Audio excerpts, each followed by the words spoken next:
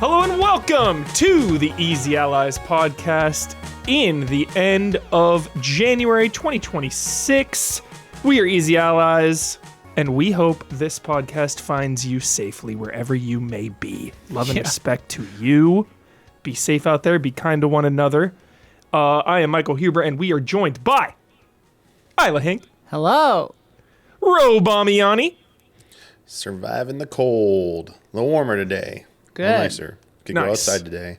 Your carpet isn't still frozen inside your house like it was the other it's day? not frozen inside anymore. Good. It just felt like it was really cold. It wasn't really frozen, but I can actually, it's not. It doesn't feel like I'm gonna die if I walk outside and slide on ice. There's like a little incline I have to go down to get to at the bottom of stairs, and then there's like a drop off incline, and then there's cars, and I was like, each time I was like, yeah, no, we're not. We're just gonna slide down that, and we're not gonna have a good time if we do that. But today it's mostly flat. I was like, yeah. Nobody has a good time around ice. That's true. Yeah, it's cold times and it's dark hockey times. Hockey players like I. Except for gay hockey players. They're having a good time. Pirouetting out there. They're having a good time. I gotta watch that show on Netflix. I haven't watched it either. No. And making it all happen is Is it on HBO? HBO or yeah, I think it is HBO. I think it's HBO. Yeah. And making it all happen in the control room, Dawn Casanova. Hunt down. Hunt down. And let's go. Let's go. We are here to talk about what is new and news and what we have been playing. And this week we have the best way to start a podcast, a game announcement. We've also got Ubisoft unions calling for strikes. I'm trying to remember the last time Ubisoft wasn't a mess. My goodness. It's always been a mess. Holy crap. Dispatch censorship. This is crazy. Fire Emblem, Path of Radiance, and Highguard. Damiani has been playing Fire Emblem. I've been playing a little Highguard. And our community voted for top 10 babies. Top 10 babies. We're going to get into that. Yeah. They're babies. Children, babies. Yeah, that's so good. What is that What for? did you Turtles want? too. What did you want them to come out quoting Shakespeare? So good. Oh, right. They're babies. They're babies. Yeah. Dude, where are the fucking Neo 3 codes, Blood? Do you still Where work are here, they? Blood? Where is Are you Turtles? Chad? Do you still work here? Where is the next Mutant Mayhem? That's what I want to know. All right, Dawn, it is fucking time. What a glorious, glorious light in the dark today. And that is Hunt Down Overtime, a friggin' prequel roguelite of Hunt Down. Yes. Light it up indeed, everyone. It's an absolute time for celebration. My goodness, this was great news, Huber. And a roguelite, I'm so pumped for that. Dude, Holy so shit. pumped. I can't wait to talk to you about that unexpected development. Look, if we knew we were getting more Hunt Down of any fashion, it'd be an extremely exciting thing.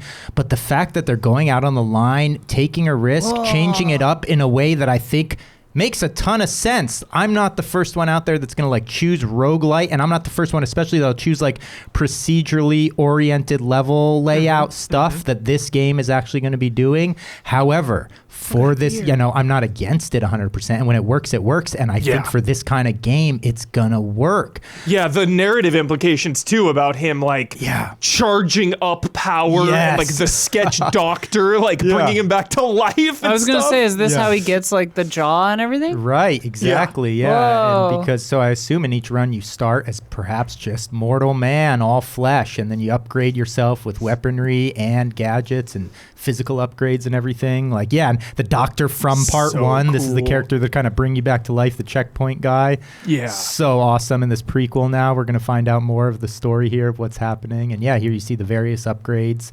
Can you only play as this guy? It looks like it. Seems like It looks it's like his story His this time story. around. His story. What about Anaconda? Right, so we're missing out on know. Anaconda. I mean, all the characters in this game are sick They'll as probably hell. show up. Cameos. Cameos That's how would they be great. meet. Somehow Yeah. it's going to tie together. I wouldn't be surprised if you're playing by them maybe at the end for a couple stages. Who knows what they're going to throw at us? So it's actually based on a true story. The tagline is "The world's gone to hell. Yeah. Oh, yeah. Yeah. The world's gone to hell. Gangs run wild, and one bounty hunter keeps coming back. Here's the best: hunt, die, upgrade, repeat. Whoa, they added one. They added one. In this explosive roguelite prequel to Tom Huntdown, Cruise couldn't go to 4. where John Sawyer forges himself into a cybernetic legend. John Sawyer. Dawn, dude. Yeah, so everything looks there. It looks good there. Anyone that's not familiar with this kind of, it ended up, I think, being a little bit of a cult hit for sure. It definitely found its audience. But please play Huntdown. It's probably like $10 now. You can probably buy it. God, one of the greatest fucking action indie platformers. Yeah. Period. Don was just playing it. Yeah, I was in the other room. I had to fire this thing up again because it had been a little while. It's just it's an homage and love letter to, obviously, as you can see, the hard-boiled sort of crime action movie of the 80s and early 90s, and it's got a ton of actual practical references in there. Action platformer, violent, fun, just like huge variety of weapons. You've got stealth in there. You've got just beautiful pixel art, unbelievable synth, really good metal. I like what I'm seeing about him interacting with the environment here, Don. Yeah. That's a really meaningful addition to the Huntdown formula. Because they did have like, finite in different areas. They did have little objects in the stage you could interact with in the first one. But yeah, it just looks like they're adding a lot more of that and stuff like that in this. So it's just like everything that was hitting in the first one feels like it's just being refined just slightly for this one. It's not like any... It just looks nice, though. And, it looks like all the pieces are in place. You want to talk about synergy in a game between music, style, art, action, everything. It's like Huntdown was kicking on all cylinders, and there's no reason. Oh, there she was. That looked like Anaconda. that looked like Anaconda. There it is, man. I haven't even gone frame by shadow, frame she's being introduced. And I think that band that's playing right there is actually in the second one as well. But they're really? It was funny, no spoilers, but they've like evolved in the second one. I'm thinking, I'm just going. Meaning out on this? So this is the prequel. Right. Yeah. Wait, how many Huntdowns are there? Only this 2. This is only the second one. Oh, okay. So when you say the second one, which one do you meant mean? the one right now that's currently the first one. Now I'm referring to the original one. Chronologically second. Things are getting real confusing out here, Don. Okay, I'm fucking pumped. They know what they're doing. Combat and runs. Die hard. Woo! Hunt harder. Oh! Fast, violent, and run-and-gun action ripped straight from VHS-era blockbusters. Tight controls meet brutal fistfights in a roguelite loop designed for pure adrenaline. Collect bounties and survive as long as you can. When you finally go down, Tony, the medic, drags you back to his operating table and rebuilds you stronger. So every time you die, you get some kind of crazy different upgrade. Yeah, there's probably some like permanent currency. That's a cool idea. That's a cool idea. And I like too and it says here also, and then there's a shot in the trailer where it's like showing the route. Like you pick the route. You can choose your route. Choose your path, lock in on your targets, and adapt on the fly. Each death teaches you the patterns. Each resurrection makes you deadlier. This is John Sawyer's origin story. Yeah, so I think this is just going to be like, again, the roguelite, I wouldn't always be my first choice, but I think this is just going to be a really nice companion piece ultimately, in that they're just going to live side by side in such a nice way that it's always going to be nice to be like, well, I want to do the Huntdown formula right now. No, now I want to do overtime kind of thing, depending what kind of mood you're in, I'm hoping, I don't know how many stages. The original Huntdown has, I believe, about 20 stages, and so, on that level, like I bring up something like Absalom, Huber, with the roguelite formula, like for me, like what I was talking to you with, sometimes just that starting over from the very, very beginning, as satisfying as that loop is while you're playing, sometimes when you're trying to kind of like perfect the game, when you get later on, I occasionally wish like in Absalom, I was like, I wish you could kind of start off mid journey kind of thing, you know what I'm saying? I really love what they did though with each run usually adding like a quest. For sure. Like the more you went through Absalom, it's like, oh, next run now I need to go here to like advance the quest. So I really love that. Dude, I hope Huntdown does that. It helped a lot. I just got an idea. What if they do, like, let's say this does well, whatever. What if they do 3 other games like this, like maybe slightly smaller, whatever, like side experiences, but each one's a different genre for each of the playable characters. Like a prequel for each of the characters, and each one's like a different, amazing. like a study of a different kind of Anaconda's game. like a stealth game. No, Yeah. but actually, That would be sick. it would be sick actually to just do that as DLC for this game. Yeah. Like, do a couple of smaller kind of adventures that can just tie Heck into yeah. this, and then they all tie in together. Oh my gosh, yeah. Discover cybernetic upgrades and weapon licenses buried in enemy territory. Make your upgrades permanent by unlocking them between runs and reshape how you fight. Reinforce limbs and experimental combat mods. Hundreds of combinations, they say. Whoa.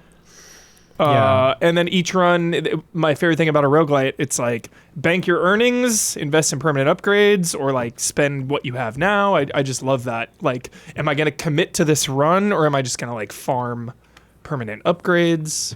Love that vibe. Yeah, and just the first one of the things that was just so special was, they had such an unbelievable variety of weaponry to experiment with, and that's one of the things in the first one made such a high level of replayability, was just like, I'm going to go through this stage this time, and I'm going to try to do like just katanas and this, or like a ton of different combinations you could go at, or like how you wanted to strategize, swapping between your secondary weapon and everything in order to like what kind of loadout you wanted to arrive at the boss with. There was so much of that kind of pre-planning with replaying the first one naturally, just in how you did it, because you wanted to replay the stages. So now them switching it up to a roguelike, it just makes so much sense, I think. And to now have like hundreds of combinations, just going to be max replayability on this. Yeah, I think. It's gonna be so fun. And Don, how are you just feeling? Like, Huntdown is back, dude. That is such like we always say, like, never take games for granted. Yeah. Ever. The fact that they exist at all, the fact that like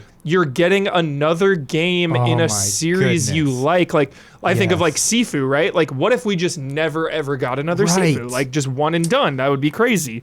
No, but now we're getting another Huntdown, so like this is such a good celebration. It's just overflowing with joy. I mean, it changed. I told you, Huber, this was like, it changed my whole like everything. I was like, I can't remember the last time I was this excited about a game release, but also just like, there were so many moments. I appreciated the first one so much, and like there were so many times that I actually had a reflective moment like that, where I was like, there may not ever be another Huntdown or any Huntdown anything, but you know what? I was so grateful that existed, right? And so then, when something like this happens and you're fortunate enough, the stars align, the artistry, everything it takes, all the miracles it takes to put together an amazing game. Yeah. And it's happening and it's looking right. It looks so good. You're just like, max joy. And I love the genre change. I think of Darkest Dungeon 1 to 2. I think of Resident Evil all the time. Like, mixing up the genre entirely for a sequel or prequel or follow-up or whatever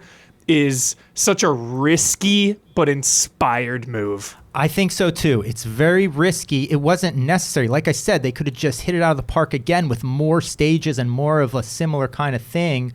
But I just think there's no way this can do any harm kind of thing, because you have the masterpiece that is part one. That like do something a little different. And again, like I said, companion pieces, ultimately, if like this isn't always your thing of like, I'm not quite in the mood to do some runs right now, I want to do, it's always going to be there, whatever. So it's like, mix it up, baby. And this is going to be so fun. So cool. Yeah, great news. Hunt and it's just down. Q something? Q2 early access. Oh, yeah. So the early access thing, that's one thing I actually wanted to say, Huber. It's like, for me, the early access, like what, why do that with this though? I don't know. I'm not saying it's a criticism. I just sometimes don't get this early access thing. Tweak the balance maybe on the roguelike elements? I guess, yeah. I'm curious about the early access move, why that'd be necessary, maybe that implies why it would be multiplayer. wanted. Perhaps there's a multiplayer aspect to it that could make sense for, I guess. They haven't shown anything like that, but... Yeah, I don't know. Yeah. I don't know, but I don't know if it always. I'm just saying, in this day and age, early access doesn't always help a game. I think a game's success. Yeah, and I would point to a game Where's like Gloomwood? Seriously, or oh my Wreckfest gosh! 2, I think the protracted length of like the whole Wreckfest 2 early access thing, I don't know is going to help it ultimately in all this. So it's like, I'm gonna guess it's just balancing and stuff. Yeah. Like crunching those roguelite numbers and like getting all of the that. numbers, Mason. Yeah, the numbers, Mason. Just like getting that loop down seems so difficult, you know? Yeah.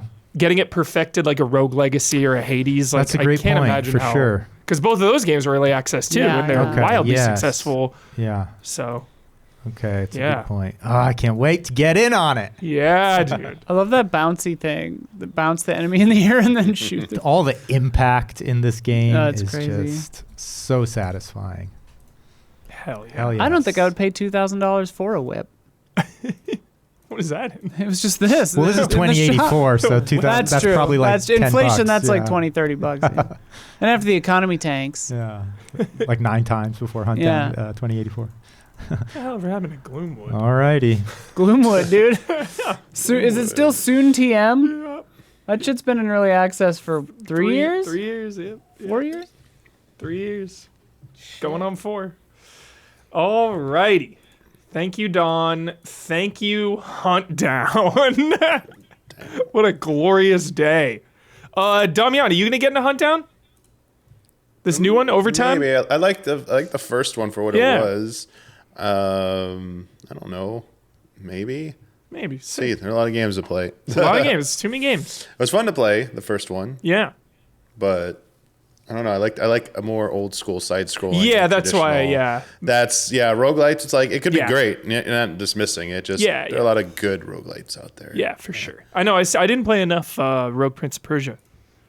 Didn't play enough of that. See, Alrighty.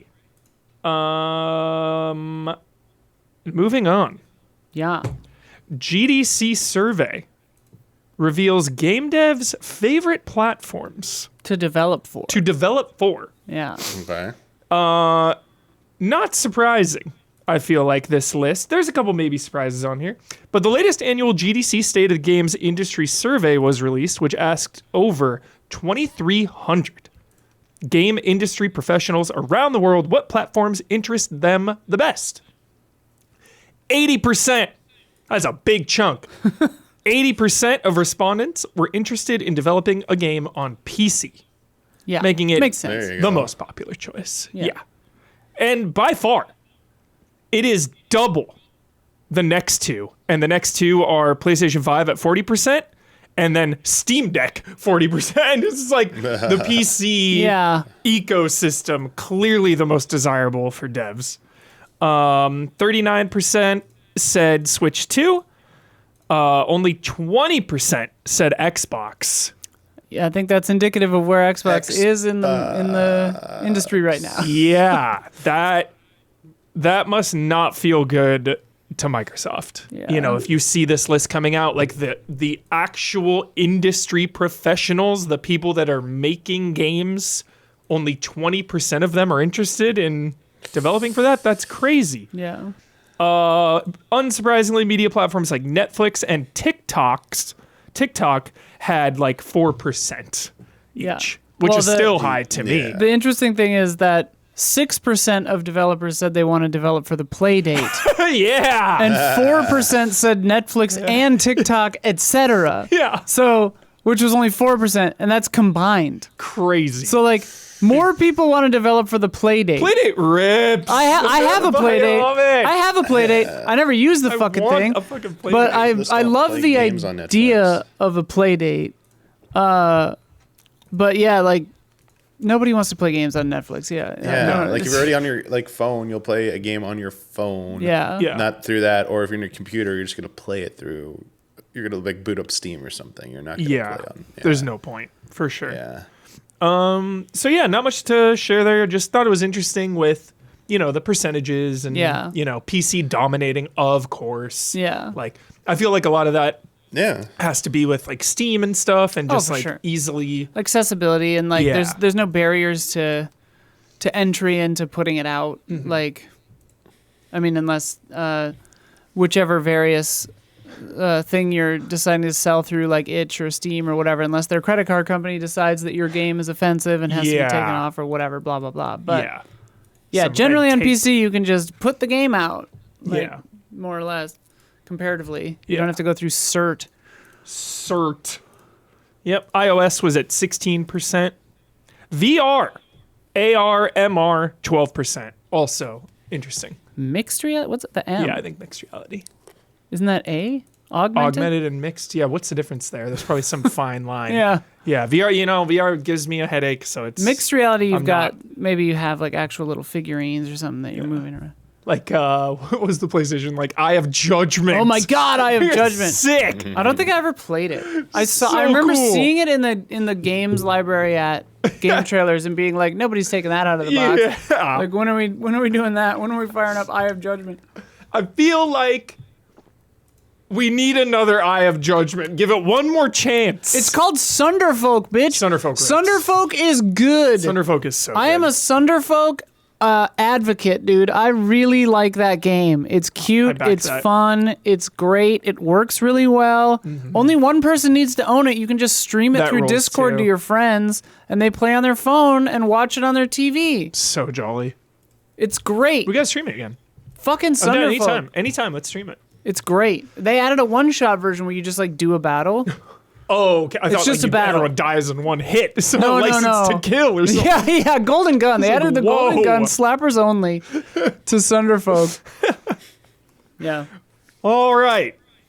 The big giant mess that is Ubisoft. Oh. Ubisoft unions call for international strike. 5 French Ubisoft unions are calling for a massive international strike following news last week of Ubisoft's restructuring plans, which included the cancellation of 6 games, the delay of 7, and even more layoffs and studio closures and more. The unions intend for the strike to take place from February 10th to 12th, so about 2 weeks from now. Nearly 700 of Ubisoft workers in France previously went on strike in 2024 over substandard pay and their return to office policy, which still remains one of the largest strikes in video game history. They are now hoping that a globally united front, I like the way that sounds. Yeah. Globally united front against the company will make an impact. And Mark Rustley,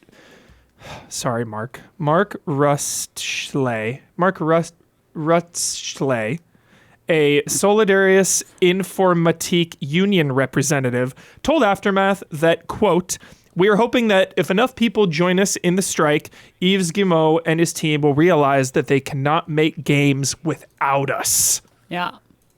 People make games. Exactly. Yeah. Yeah. As that one company famously named itself. People make games. People can fly, too. Yeah, also.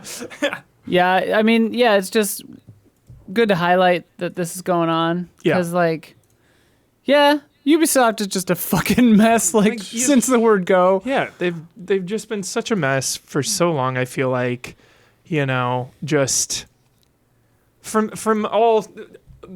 to varying degrees, like everywhere, misconduct or bad games or just buggy things getting canceled, like everything that can go wrong with the company has gone wrong. Yeah. So.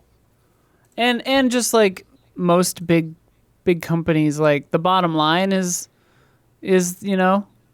God is the almighty dollar, whatever. The bottom line, whatever you say, is the thing, and the worship people, at the altar of the almighty dollar. Yeah, exactly. Yeah. I was like, there's a saying here that I'm not remembering, but it's just you have thousands of artists in your employ, just one of the biggest, and you are a huge company. Yeah, Do better, Ubisoft. Just do better.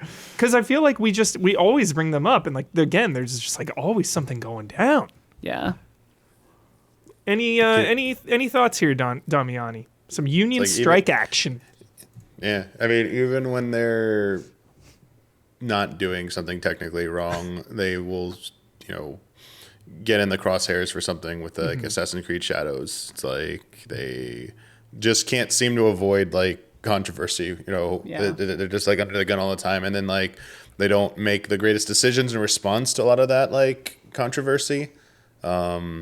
Also, yeah, like it just, it feels like they just can't be out of the headlines for bad news. And, a lot of it is very justified, but not always it is. But like, it doesn't matter. Like, it's just like, that's just not good. And like, we said last week, like during the last update that they've been like fending off hostile takeovers I was gonna ask that forever. next. It's like, they're just like, it feels like they're on borrowed time. Like, I do hope, the people who work there that, they are able to either, if they ever bought out, their new owners treat them better, or they could just end up, somewhere else that's just better for them. But it just feels like it's a sinking ship in its current iteration right now. Mm-hmm. So, well, and how much of it is owned by the Guillemot family? Like, I forget the number, but it's I don't know the exact. The majority, but it's They've not got 100%. No, but it's like it is like a dynasty in a sense. And like, I mean, I don't know the full picture of their corporate structure, but might not be exactly the same, but it kind of reminds me of Jerry Jones and the Cowboys. Just will not let go. I was going to bring up sports, and they are doing. I was going to bring up the Angels, Artie Moreno. They're like cursed and horrible, and they've been declined forever. And until that ownership goes, they will never be able to shake that. So with Ubisoft, the ownership's got to go. They got to get new owners. There is one big difference between those two, Damiani. At least Ubisoft has had like a couple dozen wins in the last 2 decades. I don't think the Cowboys have had a good win since the 90s. I teed it up for Don. There you go. Yeah. So this is from like years back, but it was like they owned 13% and 20% of the company's voting rights. But that was like years ago. They owned how much? 13.6%. Okay. But that was from years ago, so that's a rough number now. Yeah, who knows? Yeah. Well, because they like Tencent or Vivendi or somebody bought like almost a majority, but then they got like outmaneuvered or whatever. Yeah. This is all years ago, but Tencent owns 9.2%. That's right. That's right. They were fending off Vivendi by giving Tencent 9%. Yeah. And getting a cash infusion. Yeah. There's a lot to keep track of with like the insane BS of Ubisoft's constant like percentage shifting. Yeah, it's unfortunate. Whatever. Such good IPs, but oh my gosh, they're some of the most legiondary IPs in the history of the business, that's and some of the worst. And I just feel like you said, Damiani, just if they could just sell it to somebody better, because then we get into like the monopolies that we talk about. What if someone comes in and just like. But here's the real what if tea, like though? Microsoft comes in and just like buys Ubisoft? Here's the real tea though, because it's like who the fuck is better that could buy Ubisoft? Exactly. Like it's gonna be you're dealing with billionaires, you're dealing with governments, you're dealing with like there is no better. Yeah. There is no good person. No, there isn't. There's no big billionaire who is good. And you're gonna deal with owns switchiness Ubisoft. for your Ubisoft games for eternity. Like unless it gets split into those 6 companies and then like bought by their employees, like that I could see being a really positive outcome. Like have like a co-op, like employee rev share, like. But for that to work, I think it would probably have to be these smaller, like the houses they're talking about. Like maybe for me, I think maybe like a positive future for Ubisoft is like something more like that, where like they do divide it into 6 houses or whatever. Mm-hmm. But then if they do want to sell, Vivendi or whatever gets the high moneymaker part that they want. They get the Division and Assassin's Creed and whatever. But then like the employees can rise up. Yeah. The unions can come together and like take ownership of pieces, like the games and the franchises that they want to shepherd. And then we can see a brighter future for maybe parts of it. Like that could be really cool. Yeah. I just don't see some benevolent, like, financial juggernaut suddenly popping into existence and then shepherding Ubisoft into a positive future. I just don't see that happening. Yeah. But like, whoever it is, whatever it is, they do need to treat employees with respect and dignity. Like that's that should be the bare minimum. Like, Absolutely. Yeah. Obviously. The future will tell what happens to Ubisoft. yeah. So, February 10th to 12th, strike time. Is that when? Did they set a date? Yeah, I hadn't heard that part. Yeah. Oh, cool. February 10th to 12th. So be on the lookout. That'll be a big day. See how Ubisoft responds. Speaking of giant evil corporations, there was an EA sale on Steam. I got Alice Madness Returns for $3. Nice. Boom! That is a good pickup. Don't skip. Good pickup. All right. Next up, Dispatch, censored on Switch 2. This is hilarious. So weird. This is hilarious to me. A legitimate, critically acclaimed video game. It is not like weird slop or anything weird. It is a very respected game, but with adult content. Yeah. Dispatch was released on Switch and Switch 2 on January 28th. Dispatch. And it is now confirmed that the game has been forcibly censored. In the original release, the game contains a number of instances where players would see nudity, middle fingers, and hear certain not safe for work noises. According to IGN, on most platforms, the player can choose whether or not to toggle censorship on to cover up the visual content and silence the noises. But on the Switch, the toggle is no longer in the menu. While Nintendo has censored games in the past, this censorship has raised some eyebrows, considering games like Cyberpunk and The Witcher contain similar graphic content. Not to mention that the eShop of late has been Crazy! a dumping ground for AI hentai games. Saw the slight update that apparently it's being said that it's the developer who's doing this, not Nintendo. Like Nintendo's not forcing.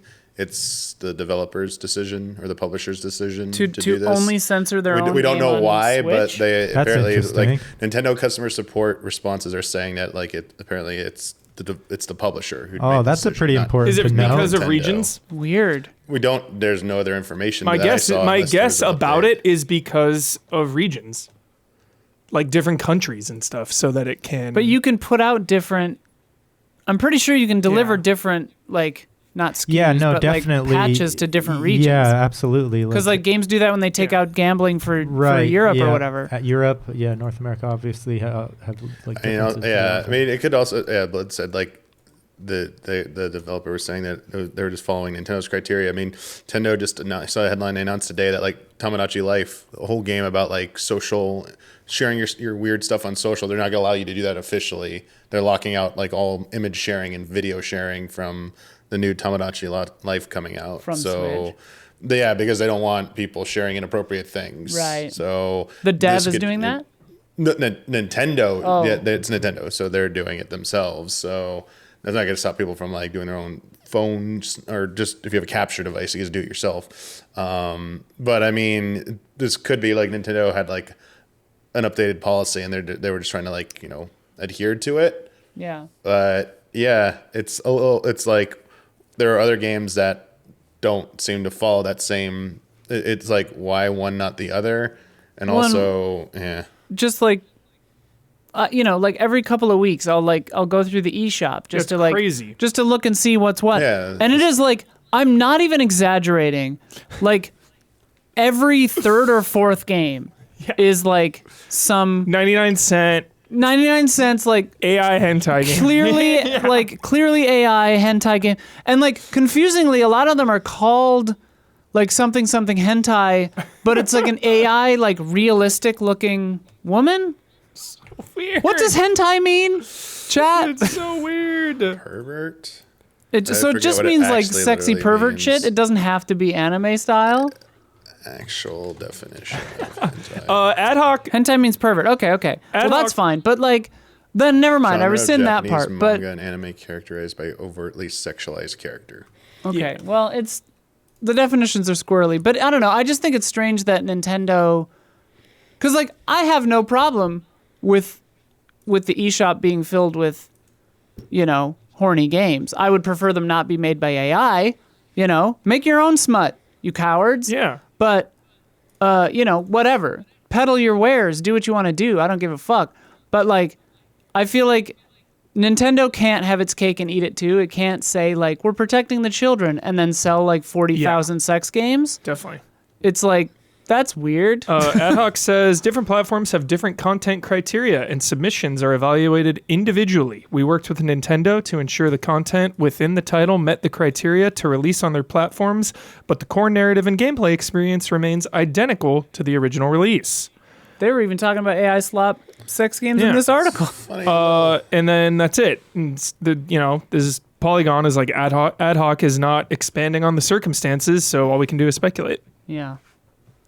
So no worry, you still got weird. Capcom, who lets their design team iron out the minute details of making old Leon look sexy as hell. Mm-hmm. Blood says Kit and Krista said that maybe they just didn't give ad hoc a pass during development because they're a new studio and not huge like Cyberpunk and those guys. They just get a free pass. They don't have to really worry about it. And then, like, I brought up that it's, region based, and it's like, this is a really small studio, and like making it for each region seems like expensive. So it's just it feels just like a blanket, like, all right, it's going to be censored on Switch, get it out there to so many people, even though it's censored. And like, I could see them doing this strategically on Switch,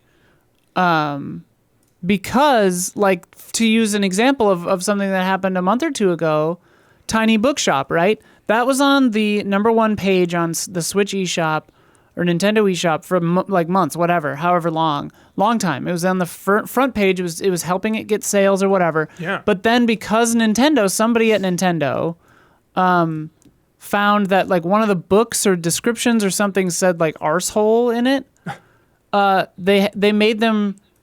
They made them resubmit with a teen rating instead of an E rating. Oh my! I'm paraphrasing, but like that. Essentially, that's what happened. Yeah. And like because they had to resubmit, it knocked them off the front page. Crazy. Which affected sales. And so like maybe ad hoc was just kind of like getting ahead of it, and like they know Nintendo might like smack them down. Yeah. Like in 4 months or whatever, and like fuck up their like sales placements. Yeah. I don't know. Could be anything. Crazy though. Dispatch, definitely one of the most celebrated games of all of 2025. Legitimately sold 3 million copies, had rave reviews. Yeah, had tons of nominations. I've heard it described as Twilight for boys. Sick. All right. So yeah, we will see how that develops. If it develops further, if anyone says anything about it, or if it's just it's censored. There it is. Yeah. But if you are looking to play Dispatch, don't play it on Switch, I guess. Yeah. If you want to see those juicy middle fingers. Yeah, if you want to hear those noises. Probably like burps, right? Oh, yeah, definitely. Yeah. Definitely farts. Farts and burps. Yep. Yeah. Yeah. We got more to come, but if you've been enjoying the show so far, please take a second to like and subscribe and ring that bell on YouTube. Helps us and you and us and all of us stay connected. Helps everybody. We just want to stay connected. Just keep on. Should we have connected? Yeah, we should. In this case, we should connect. Yeah. We should connect. And now, a word from our sponsors. Inter-Imagery is the new album by songwriter-producer Jens Goodhart, inspired by the creative approaches of 1970s artists like John Lennon, Lou Reed, and David Bowie, but with a modern sensibility. If you want to experience songwriting that feels new and different, but also deeply personal, listen to Jens Goodhart's Inter-Imagery, one word, on Spotify, Apple Music, or any other streaming service. Inter-Imagery is available to stream now. And Jens is a member of the community, so check it out. Go and support that. You're hearing it lightly under my words right now. You're probably seeing the album cover. Yeah. Thank you, Jens, and thank you for checking out Jens's work. Thanks.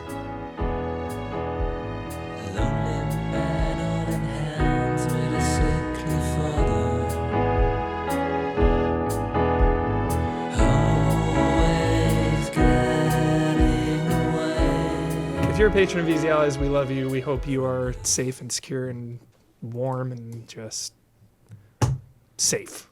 Just safe. We hope you're safe. We love you. All right. Now it's time for the top 10. The Easy Allies patrons voted for the top 10 babies of gaming in our Discord, and here are the results.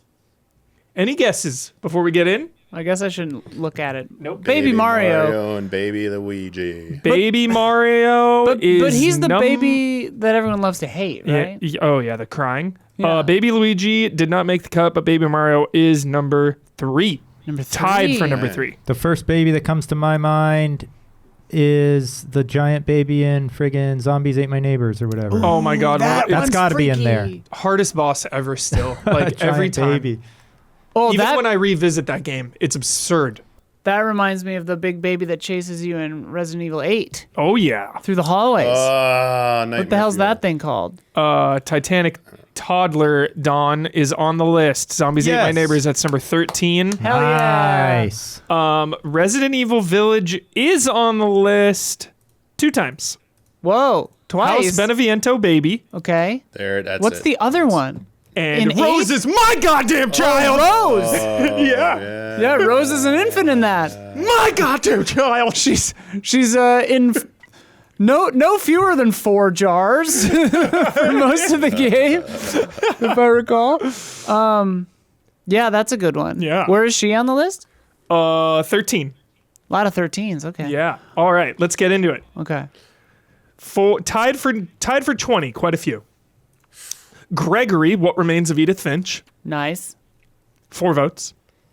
Goo Goo, Clay Fighter, 4 votes. Clay Fighter. I don't dude. remember. I've played Clay Fighter. Remember a baby Yeah, I don't Clay remember. Fighter. Same. I don't Baby. remember. Dead Space 2, Crawler, 4 votes. Patrons, well done. Iconic. Dead Space 2. Now I'm upset. Now I'm upset we're not getting a Dead Space 2 remake, because Dead Space 2, The Nursery, is one of the most iconic horror locations and moments in the history of gaming. Well done. I do remember Goo Goo. It's just a Goo Goo. classic baby, but it hits you with its like spiky rattle. Oh, Here. Goo Goo. God. That's insane. Also number 20 with 4 votes, Minecraft, Baby Zombie. Oh. Also number 20, Metroid Prime, Baby Shegoth. Metroid Prime, dummy on. Is that the baby Little- Metroid? Or is that baby? No, those are the baby little like tremors looking things. Oh yeah. Okay. I don't know. Number 19, 5 votes. Kaimaru, Sakuna of Rice and Ruin. What an inspired pick. Damn. I don't know. Number 18, Legend of Zelda Majora's Mask. Goron, She got to Elder's the ice one. Son. The crying little Oh, golem yeah. Yeah, kid. dude. Yep. 6 votes. Horrifying. Number 15, never forget Polygons or Kotaku, one of them, spoiling the absolute living shit out of The Last of Us Part 2, baby, JJ. Just by saying he exists. Game had been out for 2 days. Boom! Front page, picture of the baby. It's like, yo, 2 days? You So think early. You think I can make this throw? I think so. Oh, we need a trash can cam for that kind The of stuff. doubters. The doubters had it. Dude, can we set up a trash Yeah. camera next time? I That's I That would took be the hype. I People took would like that. the ceiling camera down because Don and I cannibalized the arm that was holding the above head camera for the new stream room layout. yeah, So we have an extra camera right there. that sounds fun. I can Chat would point. I love can that. point it at the garbage can. Yep. This seat's tough because you Camera gotta 8. like hook it. You gotta like Yeah. throw a slider. That's why even I thought I could maybe do that. We could make a mini game out of it. Yeah, we got to do that once per show. Okay. For sure. I mean, we could set that up real easy. Camera 8. Number 15, Mega Man Legends, 8 votes. Bon. Number 8, or number 15, also Captain Commando, Baby Head, 8 votes. Number 13, Zombies Ate My Neighbors with 9 votes, Titanic Toddler, and yeah. also 13, Resident Evil Village with 9 votes, Rose winners. So here are the top 10 babies in right. video games. Tied for number 9, a lot of them. Resident Evil Village, 10 votes, House Beneviento Baby. Yeah. 10 votes. Yakuza 6, The Song of Life, Haruto. Yes. 10 votes. Assassin's Creed 2, Ezio Auditore. Remember this? He's a baby, and I never Forget. played this one. Oh God, it's the best because that is when Ubisoft made good games. That whole trilogy is so cool because you play as literally Ezio from a baby until death. Like Oh, you play wow. this guy's whole life basically. But when you're a baby, it's the tutorial.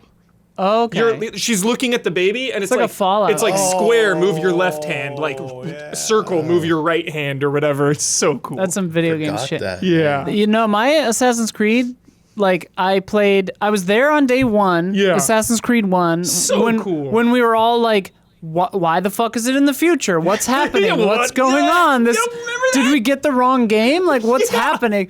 So I was there for that confusion. So A friend had it. I was at his house watching him Yeah. play it. And then the only one I've ever like played. Black Flag. Black Flag. I played the fuck out of Black Yeah. Flag. 2 and Black Flag and Syndicate are my favorites. Yeah. Yeah. And I really like Odyssey because of Cassandra. Mm-hmm. Love Cassandra. Number 9.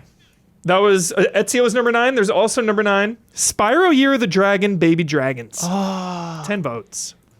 Number 8. 12 votes. Pokemon Pichu. He's a baby. Pichu. He's a baby. Love Pichu. Pichu. Number 7, 14 votes. Donkey Kong Jr. Donkey Kong Jr. Of course.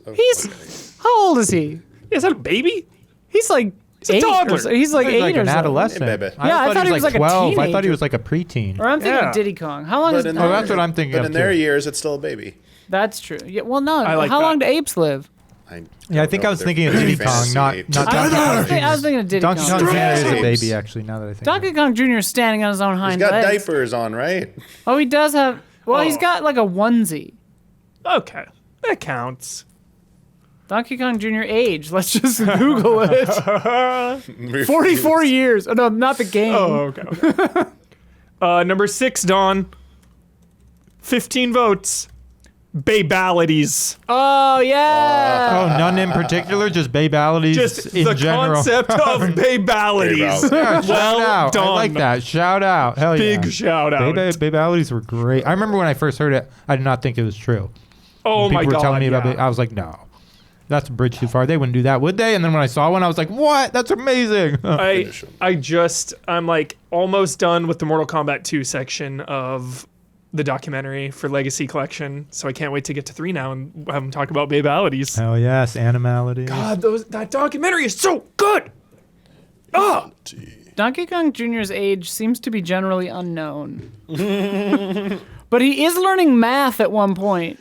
So they're Oh they're yeah, like Donkey Kong Jr. they're the math. parents who lie about the age of the kid to get the kid discount prices Yeah. at Play Store. So they're lying he's a baby. Technically a child. alrighty, final ones. Tied for number 3, Pokemon Gold and Silver, Togepi. Oh, sure. Jolly. Togepi. So Togepi. jolly. Super Mario 64, Baby Penguin. Oh, yeah. And and Super Mario World 2, Yoshi's Island, Baby Mario. Number 2, Oh, here we go. Super Metroid, Baby Metroid. Yeah, that makes sense the as number baby. 2. Also, how the fuck did we not guess Number 1 number is 1? easily the best number 1 of all time. Yeah. How BB, did I Death not? Stranding, BB. obviously. BB, Death Stranding. Yeah. Of course. Can't beat it. That is like the ultimate video That's game baby. not- Yeah. Stop it. Stop it, Damiani. Stop Stop it. Damiani, should we have connected? Stop it. It is a baby. Say something. Nope. Save it for goaties. At the very least, starts as a baby. Save it for goaties. All right. Chat/patrons. That was amazing. Yeah, Thank good you job. so much. That was fun. Really good babies. Love a Super baby. good. I was waiting for someone to put like a man baby on there, like Baby steps. yeah, like baby yeah, something like that. Baby Something steps like, gets in there. yeah. Yeah. Someone that's just a big baby. All right, next month's theme: games with the number 2 in the title. Whoa. Resident Evil 2, my favorite game ever made. Roman numerals and the word 2 will count. But spelled TWO. Yes. Yeah. Not Yep. TOO. Will TO or TOO count? If that's a great question, chat or patrons. If it's a play on words and it's a sequel, I can't think of any games that did this. But if it's like, look who's talking, comma TOO. Would that count? The number in question must be 2 exactly. Larger numbers that contain 2, i.e. 20K, will not count. Yeah. The number must be in the official title now, not just how people refer to it. The nominations will open Wednesday, February 11th. Wednesday. Did Look Who's Right in the middle Talking of the ever street. have a video game Look Who's Talking. spin-off? Any of the But Look Look Who's Who's Talking 2 did. franchise? TOO. Part 2? They probably did. I mean, Baby's Had a Day Out Nintendo got a game? game. Baby's Day. Was there? Boss Baby. We gotta Surprise play me it. with Boss Baby's Baby. Day Out, dude. That movie goes. What? You gotta watch Wonder Man. Is there a Baby's Day Out reference in Wonder Man? You gotta watch Wonder Man. What the fuck? You're gonna love Wonder Sophia, Man. let's watch Wonder Man. You're gonna later. love it. Wonder Boy. All right. It is time for my one thing. We could use a different lighting cue for my one thing. Yeah. I should make one.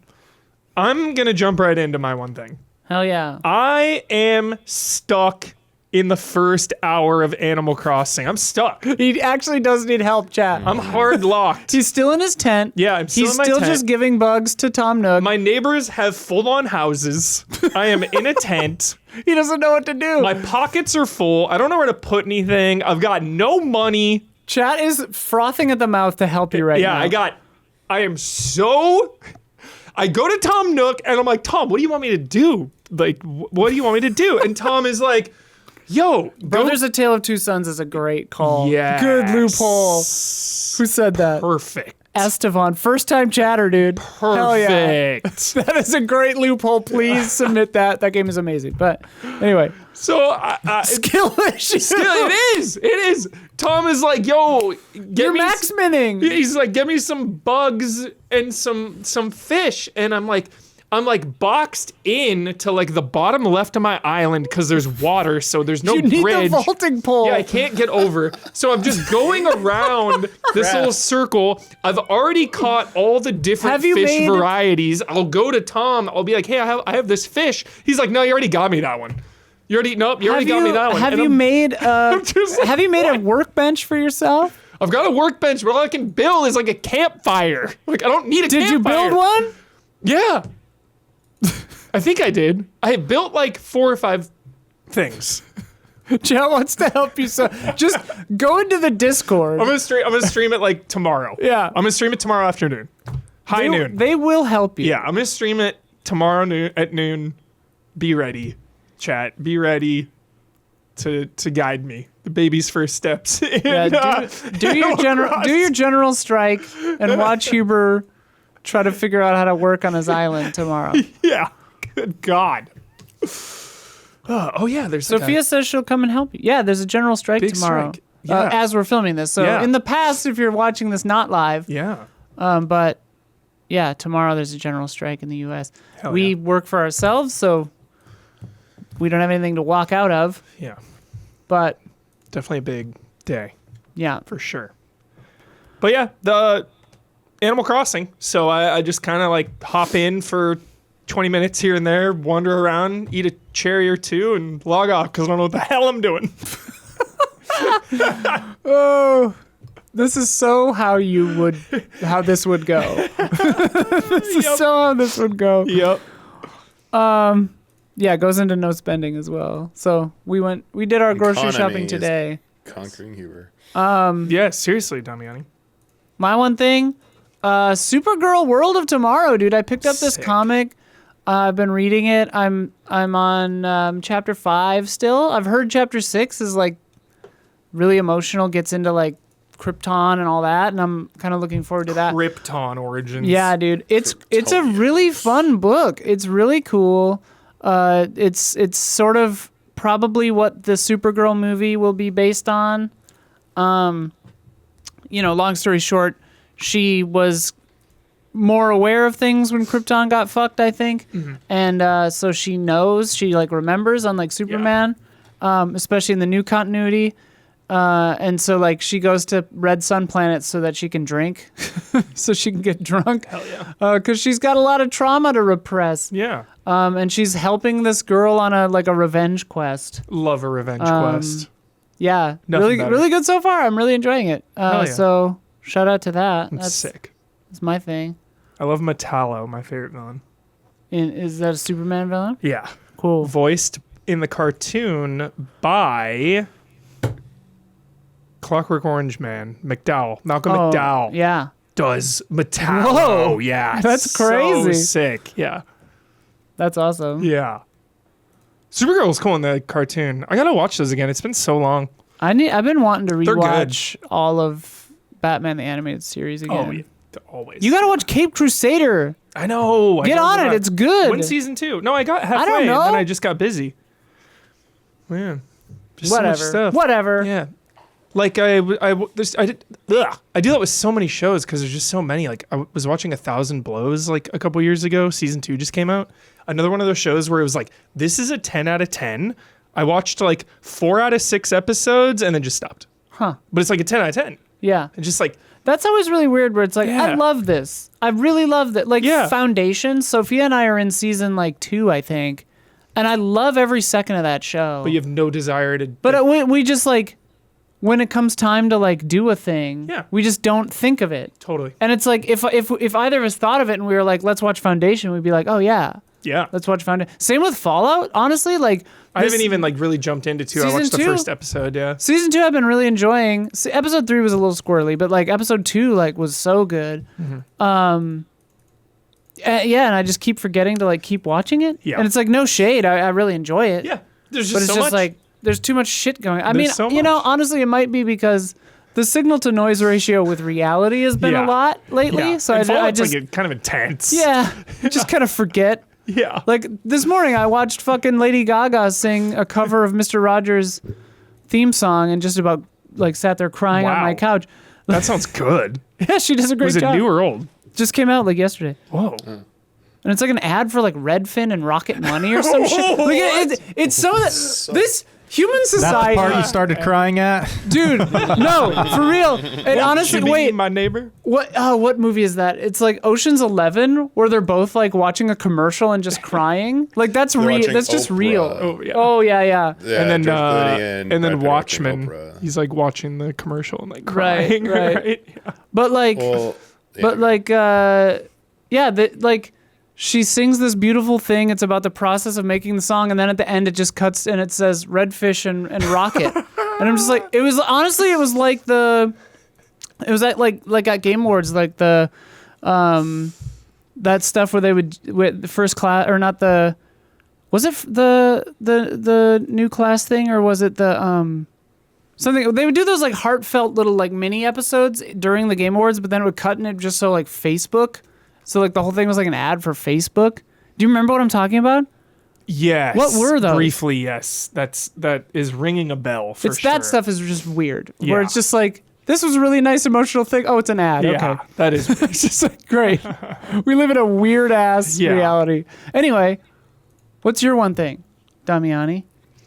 I feel like we're just gonna keep doing One Piece. Is it updates goddamn every One week. Piece? Hell yeah. One Piece. People want to hear about it. Yeah. The Straw Hat crew went through some shit at Water 7. As I said last time, it's like we're talking about on group stream. Sorry, it wasn't last podcast. I'm in the Water 7 part of the arc. Water 7. Or they're going to Ennis Lobby, which is a prison. Love Best a prison by far. arc. They're taking. So here's the thing.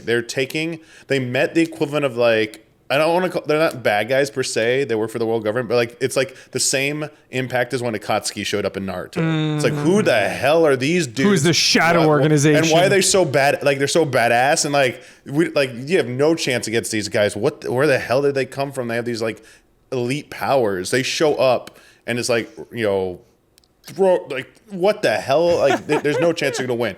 Like things are going wrong left and right. Crew members are saying they're like leaving the crew, like testing those bonds that you love. Bonds. And then they find out like there's a big like plot twist reveal at one moment that someone they thought did something. They did it for different reasons. And Luffy, his whole MO is like, once you're my friend, once you're a crew member, I don't give up on you. I'll go after you. So they're planning a prison break. And Classic. they are doing it during like a giant typhoon. How they're doing it? Because like they're on this water island that's like, you know, giant waves coming in, and the government already took they're taking their prisoners over there. They've already left. They missed their chance to get them. What are they doing? A rocket train that's on rails underwater going across the ocean at ludicrous speed. And then meanwhile, some of their crew infiltrated the other train, the train ahead of them, they're trying to catch up to.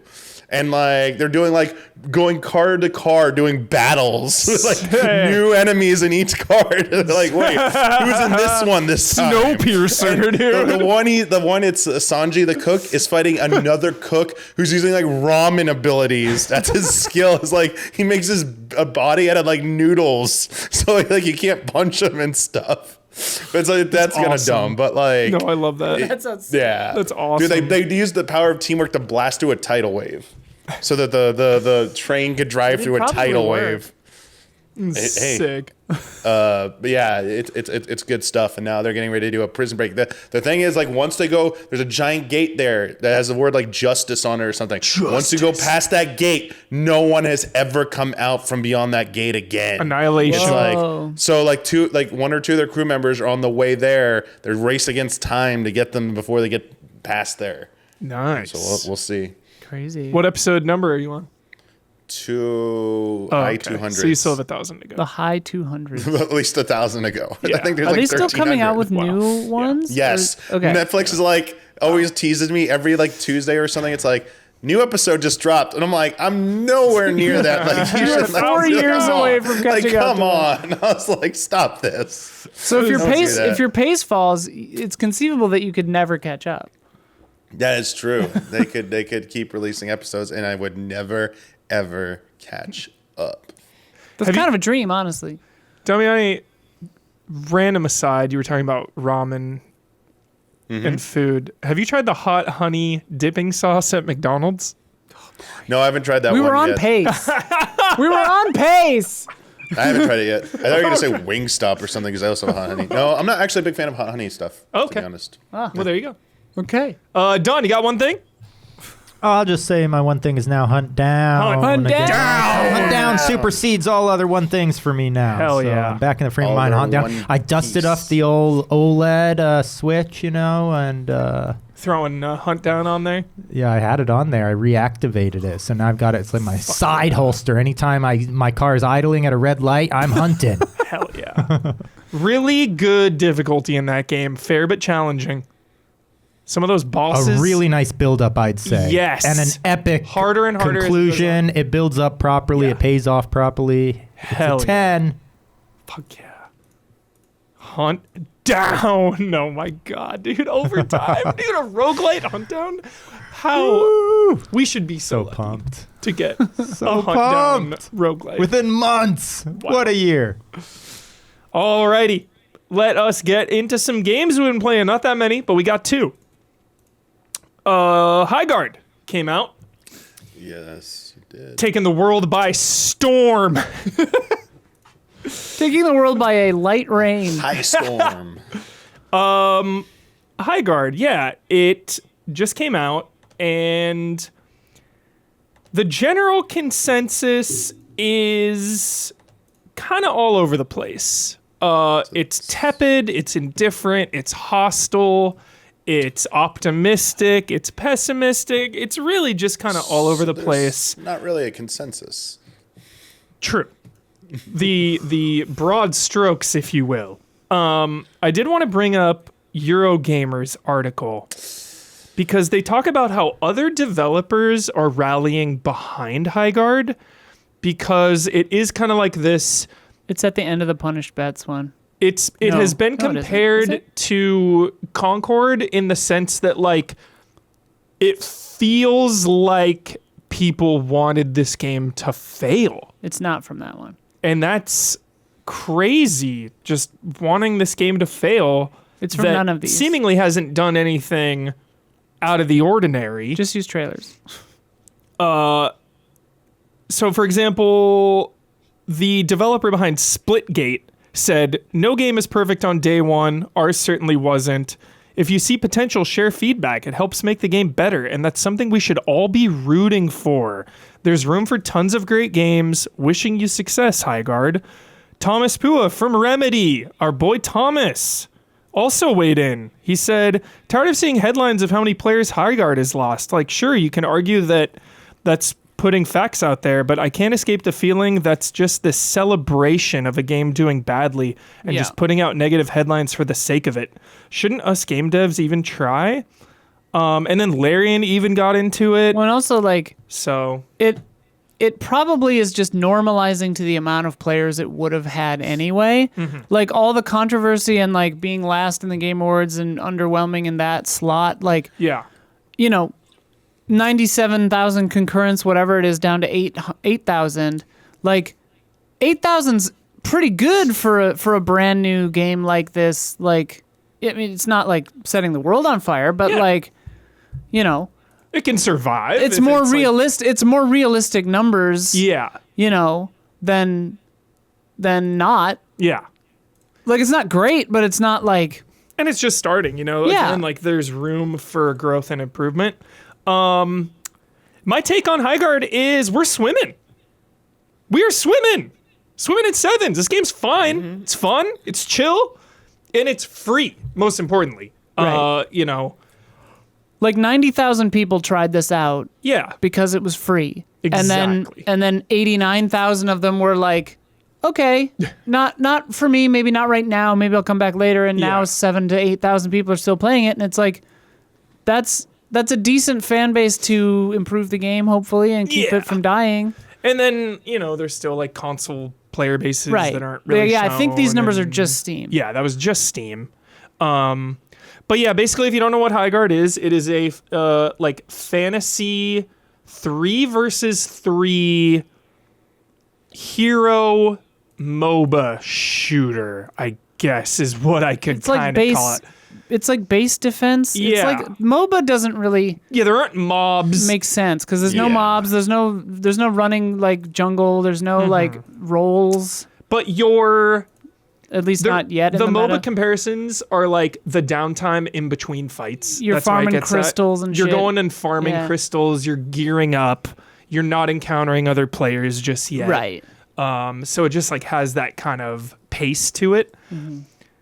So yeah, I think the game is fine. It feels fine, and the potential is there. It definitely just has some things that I didn't like. Like the downtime kind of wears on you, like in between the big raid encounters when you are just kind of going out looking for gear. These matches were like 23, 26 minutes each. So they go pretty quickly, but like there's still a lot. Like it feels like half of a match is just like running up to a rock and smashing it. I did see you smashing a lot of blue rocks. A lot of mining, right? Yeah. Yeah, or like looking for blue and red chests. And I mean, this sword apparently is like, you got to get that sword. That's the thing. Yeah, the main objective is the sword. But after you're gearing up, you're looking for all this stuff. There's a currency that you can take to the shop and like buy different things. I really like the shopkeeper. It's like a cool little flavor personality in the match. But then after the looting phase, it's the attack phase, and the sword spawns on the map. That's when both teams go to get the sword, and then you take the sword to the enemy base. You stick it in their base, and this big, Viking-style attack thing comes and penetrates their base, and then you have to go in and arm a bomb on. There's 3 different power fuses, basically, that you have to destroy. Mm-hmm. You can destroy the 2 easy ones or the 1 hard one. Right. For instant win. The hard one is crazy because you have to defend it for like 45 seconds at least.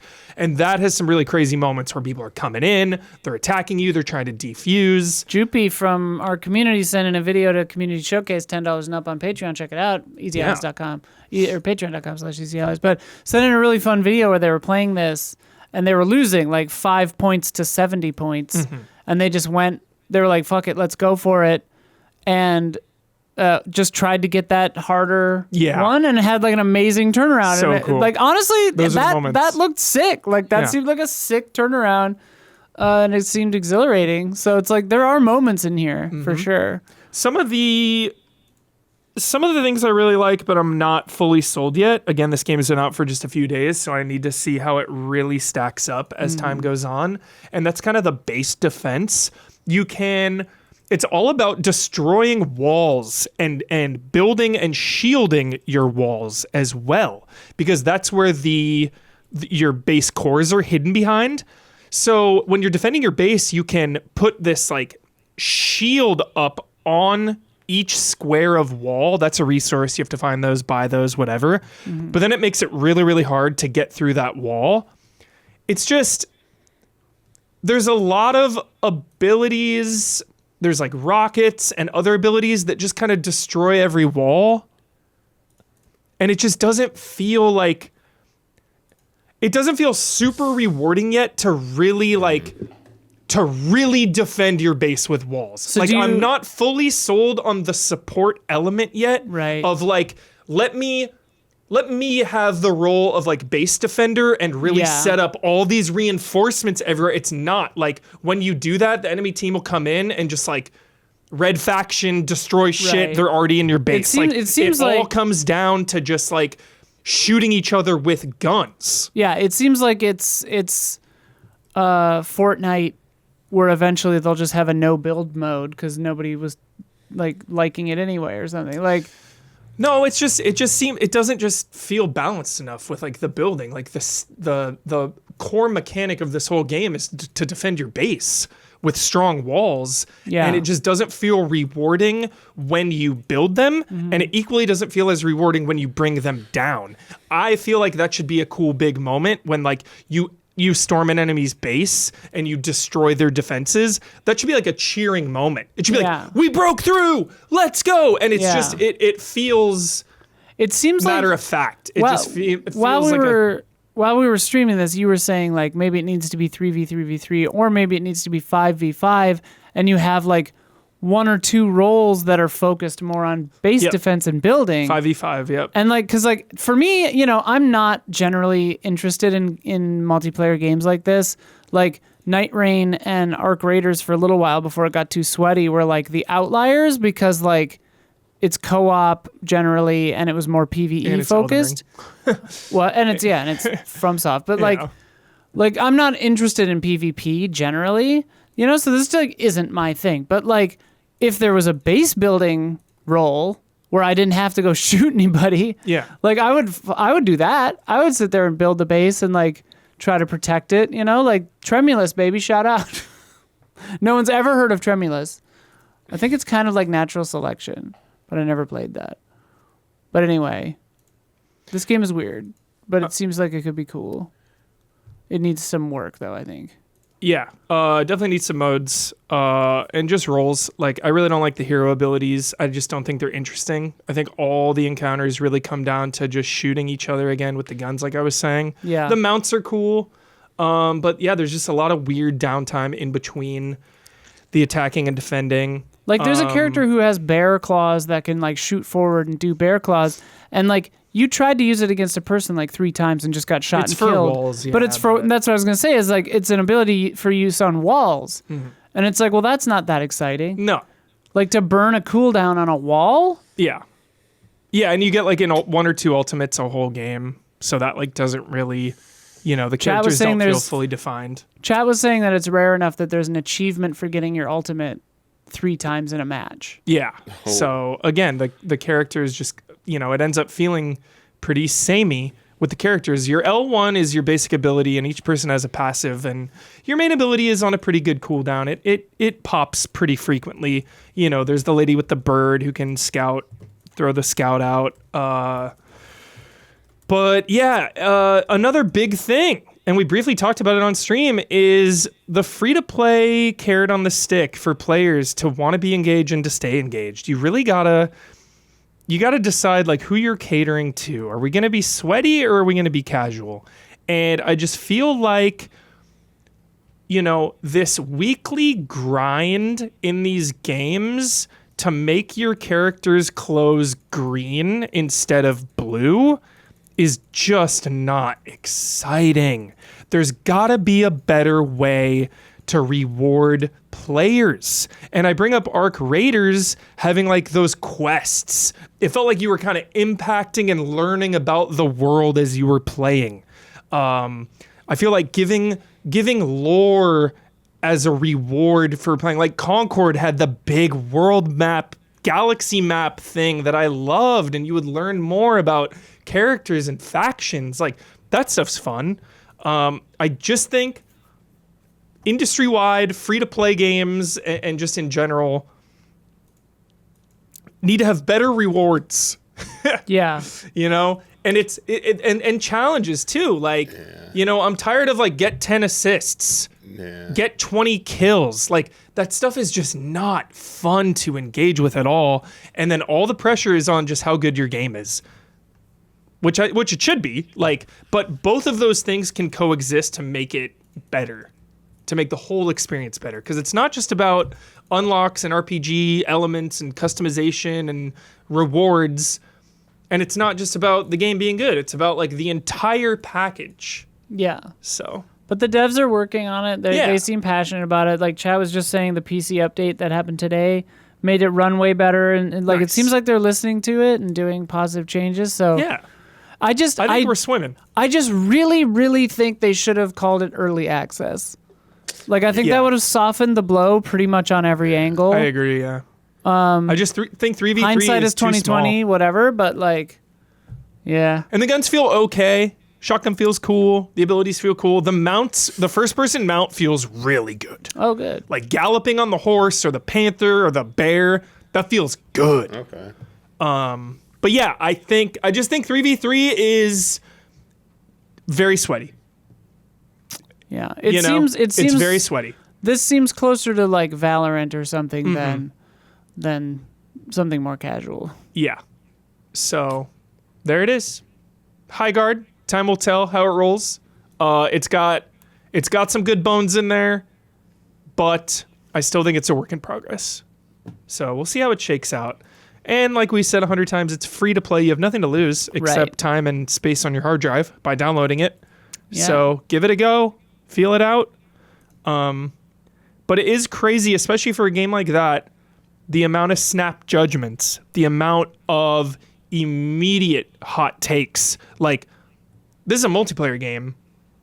You got to play this thing for like a week to really like feel it out. Yeah. You got to know, you got to learn the maps and the characters and feel the dynamics of each match, because in traditional multiplayer fashion too, some of the matches are like you dominate 10-0, you steamroll them, it's over, or you're on the receiving end of that. Like, you know, that's why that Fox Jupe video was so cool, because it was like, okay, this is a close match. This is what it should feel like.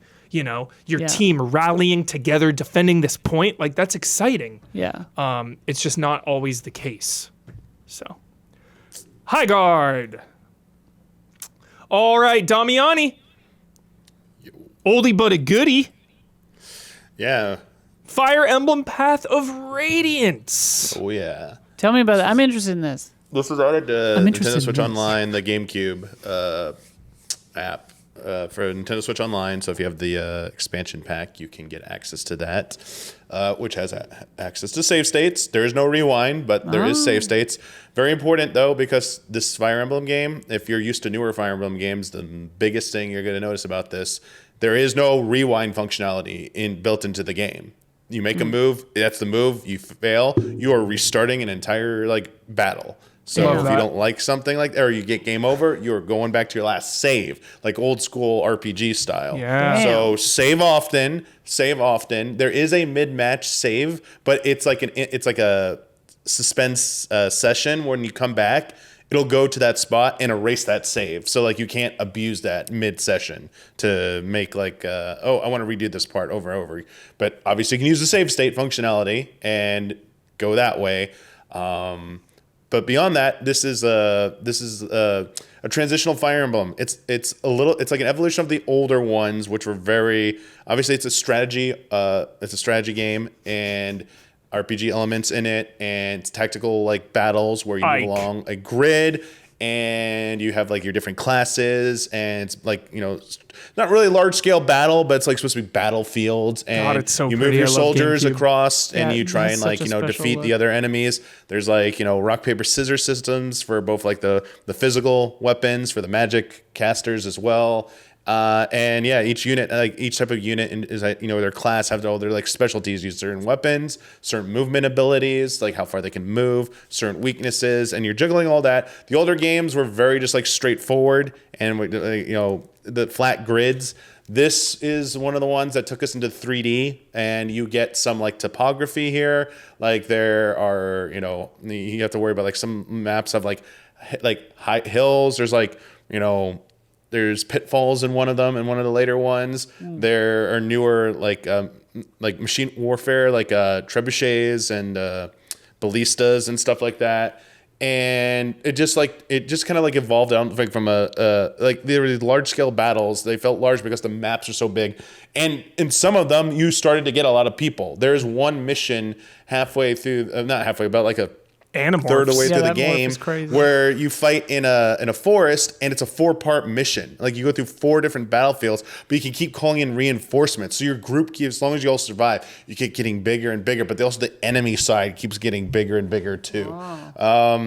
So it had a lot going for it for like the combat. It felt like one of the more evolved versions of like the core old school style of Fire Emblem before they started to add in the newer, like the relationship stuff, when they started to add in rewind, things Right. like that to, you know, That's my combo it. question, Damiani, is like, if my first Fire Emblem was 3 houses, like, will I like this?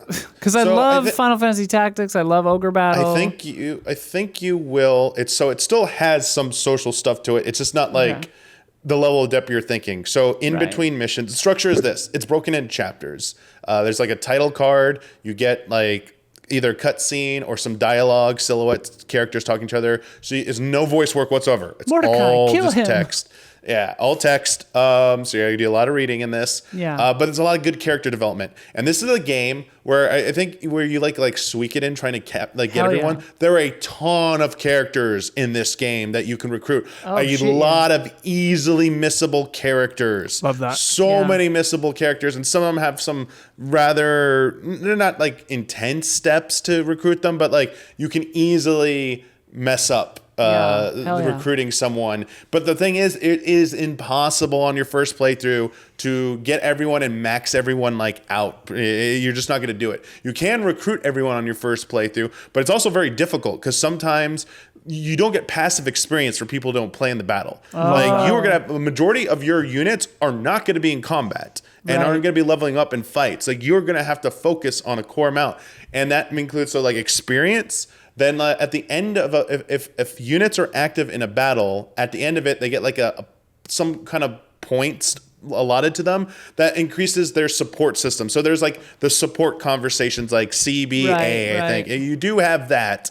And you also have like optional things that you get, like information that give you either more background into certain characters or give you like a little bit of an insight on like the region you're currently in or the next mission you're about to do. Like it might give you a clue about something you might want to try out on the next battlefield. So like it's impossible to max out all that. And honestly, it's not like relationship stuff. You're just getting more character, a little bit more character Story interaction. and stuff. And that's all you're really getting. They don't unlock special powers between characters. There's no like support abilities. None of those systems exist in this game. But it is very pure Fire Emblem, a very pure tactical RPG. And I think the strength of this game is the characters you get and the story is very good. It's very. I think this is like, and it's also it's a 2-parter because this is one half of the whole story. Its counterpart, Radiant Dawn, which sadly is not out yet, is a whole other, like they come together and they tell like a full story. This is a good, like, has an ending for sure, but Radiant Dawn is a sequel, but also a direct continuation, and there are payoffs in there, and it accounts for your save file. I love that. Yeah, I love accounting for a and the new previous game save. playthrough for this, FYI, for those who wonder you're playing, you can carry over a lot of your stuff That's cool. in the new game, so like it won't be like too much of a pain. You can just turn it to easy if you want to see like all the extra stuff. But like just the optimization and like you're not optimization, the amount of like customization you want to like try out, like it's not customization, like micromanagement that you're doing. This, you spend a lot of time in your base between missions. As I said, that's where you interact with other characters. You get latent experience. So you get like a bonus experience after each match. Like you're basically right-hand command. His name is Soren. You're Ike, by the way. If you ever played Smash Bros. Ike in both? Yeah, you're Ike. Ike is in the second one, and technically yes, but there's a thing at the beginning. You play from a different perspective at the start of second one.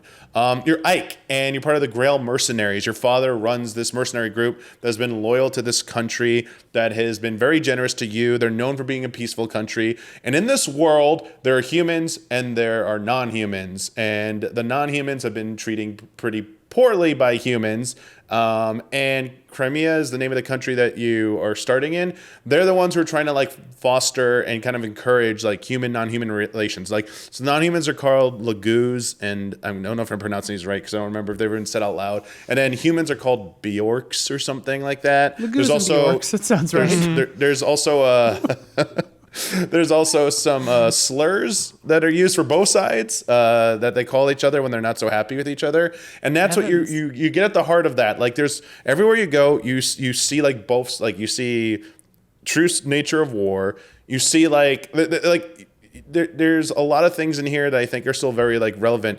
Because it was getting a lot of discourse recently. There's a scene from that movie, not Marvel's Civil War, the other Civil War, where they're in the shop and the person there's like acting oblivious to like this war going on outside, like a civil war. Like, oh, it's fine here, everything's going fine. Like there's like a whole chapter in this game, like it's literally like a coastal town after your country's been overran by like this horrible dictator, and they've like slaughtered the royal family, and like this port town has just not been impacted. So everyone's like, we don't care, like everything's normal here. And like you see kind of like those perspective. It's like, yeah, until something like comes knocking on your door, some people just don't care. But there's also like, there's political stuff. Like, I mean, it's like Game of Thrones, like all these things like rolled into one, but like actually done pretty like okay. And it's not too like heavy-handed, like in terms of like anime tropes or anything like that.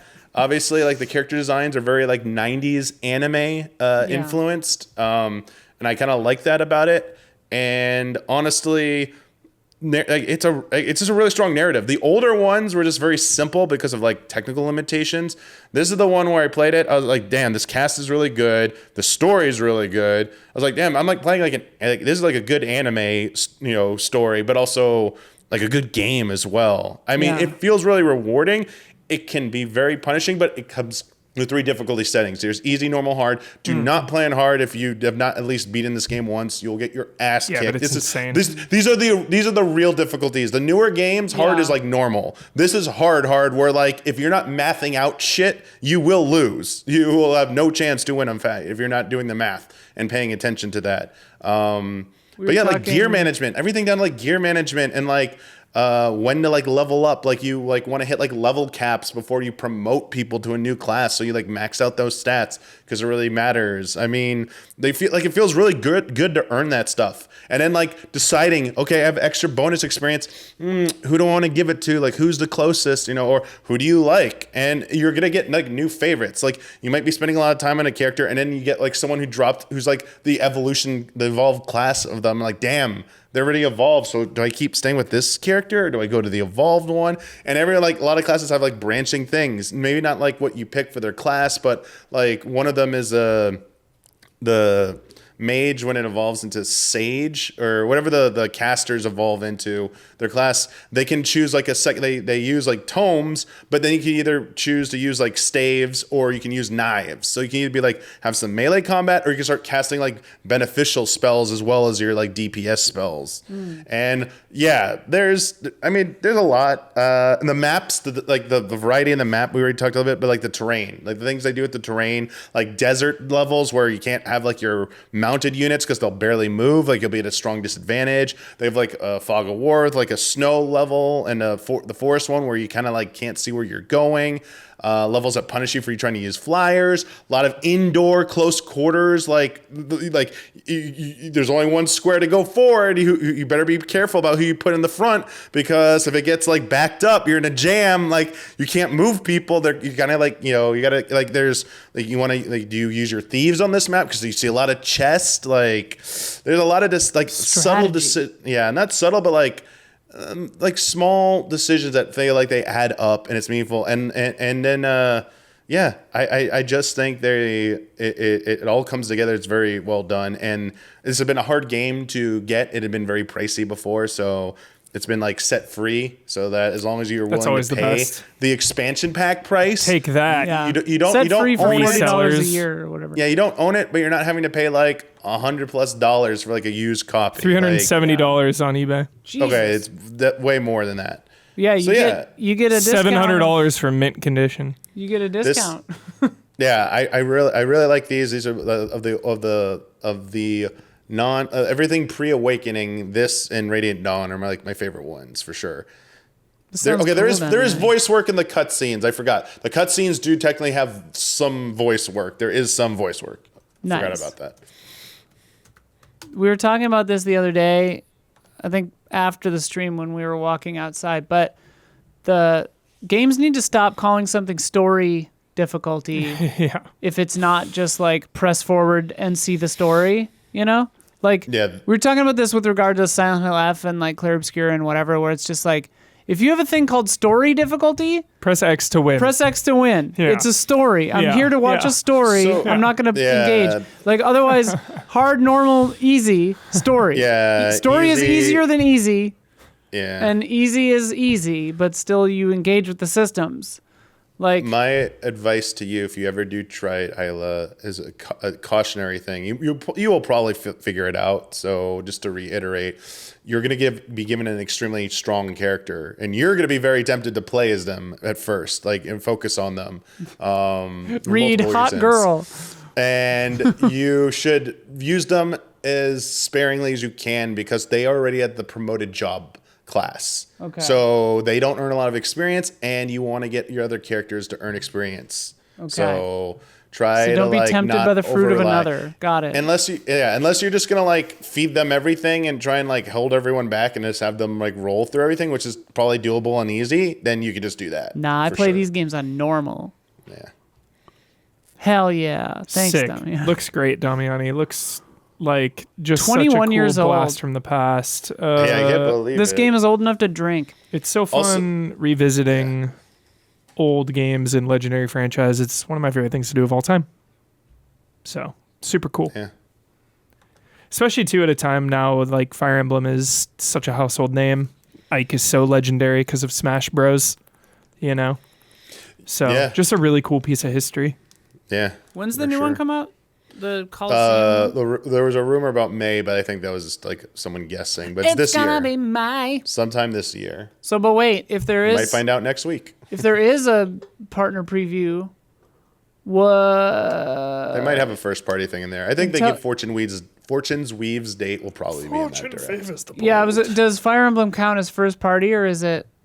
It's Intelligent Systems technically, but they're second party. Yeah, but it's essentially. But they only make it for Nintendo. That's what I was confused because I was like, they're not technically Nintendo, but they only ever put it out on. It is. Yeah, is that a partner or is that just a?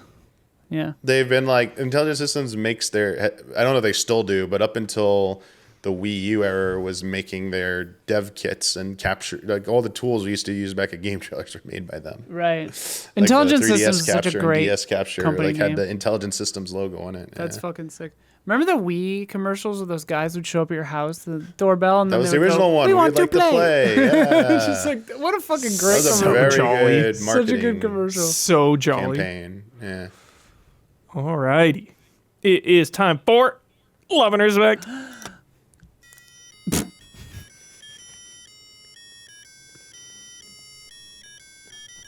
Love and respect. Respect. Love and respect. All right, from Casual Respawn. Well, hello there, allies. Been around since the game trailers days, but had only found you guys again a couple years ago. Is this the right lighting cue? Figured this is the year. It seems a little dim in here. Feels dark, yeah. It's fun, though. It's kind of moody. Figured this is the year I needed to join you guys on Patreon, which allows me to ask this question, wink, wink, fellow listeners. My question actually starts all the way back in the GT days, where there was some contest in the forums that took posts, likes, or something that turned into a raffle. There were 5 winners. Each one got to pick a PS3, 360, Wii, DS, or PSP. Second place picked from remaining, and so on. I actually got 4th and was able to pick a PSP, which I still have to this day. Oh, Nice. It's an awesome, tangible memory of my time there. My question for you all is, have you ever won something like that, gaming or otherwise? If not, was there something you had tried to win for a contest and then ended up being able to get later? Love and respect. I won definitely an ends. I'm trying to remember exactly, so don't get mad at me if it isn't all exactly right. But back when I was like in middle school, they had a contest for Diddy Kong Racing held at like, I believe it was either at Blockbuster or somewhere my brother else. loved that fucking game. No. It was held at different locations by Nintendo, but Blockbuster got it early. There was some deal where you could play it at Blockbuster before it came out. So Why does that sound so familiar, Damiani? I feel like you just unlocked a memory in my brain, dude. I played it for however long I was able to rent it. My parents let me rent it for. And then I went to the event and I knew how to play it. And the biggest thing is I knew how speed boost worked. You were supposed to let off the gas on speed boost and it'll let you boost longer. And everyone just probably held down the button. So like I just it was an advantage, but like, I mean, whatever. I won it, and I'm pretty sure I got like an N64 and controllers and some games for that. And then they started sending me more stuff like later. Like I think the coolest thing I got from that, because for me personally, was they had an Ice Blue Game Boy Pocket or Game Boy, one of the Game Boy variations, Ice Blue. And I was like, I just remember the packaging looking so sick, and it was like metallic blue. I was like, dude, this is sick. Like a little kid, I was like, yeah, I was so sad. I think I had to like sell it like in college or something. I need more money, so I was like, but while I had it as a kid, it was awesome. So sick. An N64 is a huge win. That's crazy. That is massive. Crazy. That's like a game show win. Because I obviously I already had an N64, so like I don't. Yeah. I think it was Obviously. games. I think we got games and controllers or something. I don't remember if it was actual an N64. I think it was games and a controller. In 1997, Diddy Kong's marketing budget was $20 million in North America. Wow. And Nintendo's advertising budget for the entire year was $200 million. So 10%. They were working hard back then. Yeah. Nintendo had the market share. Like that. Yeah. I don't win a lot of stuff. I feel like Yeah, I don't know if I've ever won any gaming. I don't like go in to win stuff usually. I try to win stuff from Perfect Circuit whenever I get a sweepstakes email. It's a synth store up in Burbank. Oh, nice. But have not yet won any of those. But yeah, you will now. Yeah, knock on wood. You will now. But I mean, I've told this before, but the one I remember trying to win was Resident Evil 1 at the ring toss at the fair. Yeah. Definitely rigged. Couldn't you? I don't think you could. I don't think that ring fit on there. At least not at Ring the fit. angle that you can get. But like, I went fit. to the fair this year and played a couple games and lost everything. Oh, for sure. Yeah. It was the tall box too. God damn. But yeah, obviously later I just got that game and played it. But yeah. Yeah, same. I'm sure I've won something in my life, but yeah, nothing as amazing as an N64, and then the Blockbuster just keeps sending you Game Boys. Like, the closest thing I can. Oh, Nintendo sent me. Why would they the Game keep Boy. sending you things though? That's what's crazy to me. No, there was some follow-up thing I had to do, and it was like at another location later, and then after we were done, they had a goodie bag for us, and inside of it was like an Ice Blue Game Boy and like 1 or 2 games. Whoa. This just made me suddenly remember 2 things. I've mentioned before that this wasn't like I didn't win it exactly, but I kind of won it. I got picked to be a beta tester for Final Fantasy XI. Sick. And so they sent me a PS2 Ethernet adapter that Cool. like chunked into the whole Yeah, back of yeah. it. You like opened up a Yeah. big cavity and it like slunk, Yeah. like slid in there and like was a little mini looking PS2 on They the back sent of you it. that? That's sick. Fuck yeah, dude. They sent me Final Fantasy 11 obviously and the Ethernet adapter. That is so fucking cool. And they gave me the subscription Nice. for like a period of time. And like all I had to do was like play Final Fantasy 11 and then like report any bugs that I saw. Cool. It was awesome. I loved it. I was rules. so into it. And then also playing SOCOM. Like that was my first like online gaming outside of a PC. so good. But then also shit. Oh no. An ex-girlfriend of mine and I went to this thing for like I don't know if it was for her work or what happened, but somebody had like rented out, I think a friend of hers' company had rented out Universal Studios Hollywood. Whoa. And yeah, which is nuts. Wow. And then Rent it out? Yeah. How, dude? because her friend, I think her friend was doing a thing but got sick so couldn't do it. So my girlfriend at the time had to work the like booth for the event for like 40 minutes, right? Yeah. And then we got to just bop around in Universal Studios Hollywood with all of like That is insane. a few hundred other people, the whole park. And then when we left, we didn't know about any of this, but when we left, they just handed everyone who was leaving gift bags. And in the gift bags, DJ Hero 2 No. with the board and everything. And we were just like, all right. Thanks. So then me and her just played a shitload of DJ Hero 2. It was crazy. That So I guess I rules. kind of won that. Sort of through lies and manipulation, kind of. That's so funny. We didn't expect to get anything. That's They just crazy. handed us these bags and we were like, what's in there? I love that. Yeah. Sick. Thank you, Casual Respawn. From Adam. Hey, all. I appreciate you as seasoned gamers and with your abundance of experience. Would love to hear your thoughts on favorite games mixing previously isolated gameplay styles, mechanics, and genres. Tell me all your thoughts on gameplay styles mixing previously isolated gameplay styles, mechanics, and genres. What is that from? That song. It goes, tell me all your thoughts on I have not God. another one. You know that song. Maybe if I... Because I sure would like to meet her. It's from the 90s. Okay. Yeah. Sorry. Okay. I know I'm that. spinning out. I'm just... The game that made me think about it is Craftlings. Not sure if this game has any following. I found it through a Twitter ad and feel like it's pretty niche. Yes, it's a love letter to Lemmings, but with crafting and strategy elements mixed in, and it works. I Thanks love for Lemmings. sharing. So, like, genres combining Combined genres. styles and mechanics and genres. I know there are a lot of examples of this, and I'm trying to think them through right now. I like the first ones that come to mind, because there are more of them, are stuff like town builders mixed with like tower defense, Yeah. like that kind of stuff. But they almost just go together anyway. Yeah. Let me think for a second. You got one, Damiani? Think of Call of Duty Modern Warfare. I was thinking of the Muso spin-offs, like Hyrule Warriors. Oh, sure. And Fire Emblem. Like obviously they comment that, but like Fire Emblem had like the social stuff. Yeah. It was like a different take on Three Houses. The two recent Hyrule Warriors games did like Breath of the Wild and Tears of the Kingdom, and incorporated elements that like dungeons, puzzles, things like that. That seems to be like a pretty good fusion, because like the core combat is always just going to be Muso style combat, but they, instead of just like worrying about like running around a map defeating all the enemies and the generals and then calling it a day, then they're trying to incorporate elements of the game, the third party IPs that they're working into the Muso formula, and I think they're getting better at it. So I hope they like keep getting to do that. Like the Mario one they keep saying they want to do would be like, I think the platforming in a Muso game. I was like, how are you gonna do that one? That might be interesting. Mario plus Rabbids Kingdom Battle would be a good example of this. Like Yeah. Oh yeah. that that's a good kind of one. like mixing the genres together. I think of Persona. I mean, it's an RPG and a visual novel, basically. Kind of.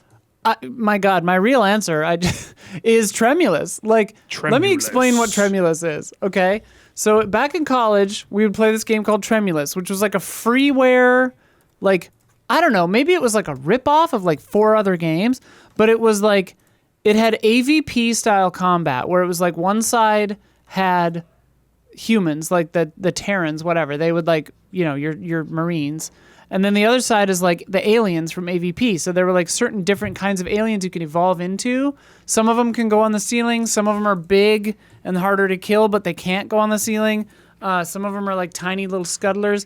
But love a scuttler. So it's like first person combat mixed with base building. So you had your like earlier alien evolution is a builder on the alien side. And so you have no combat capabilities besides like a basic scratch. You're like really killable, but you can build buildings and put little buildings in the thing. And the way to win is destroy the other player's, main building. So it's like an RTS. Sounds fun.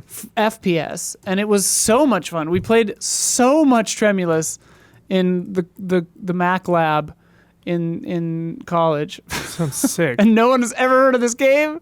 And every time I talk about it, I sound like a crazy person. No, it looks fucking sick. We should set up, like, I think that you can get like the free version of this. We should set up like a Tremulous like game day where we just stream it. That would be fun. with the chat or whatever.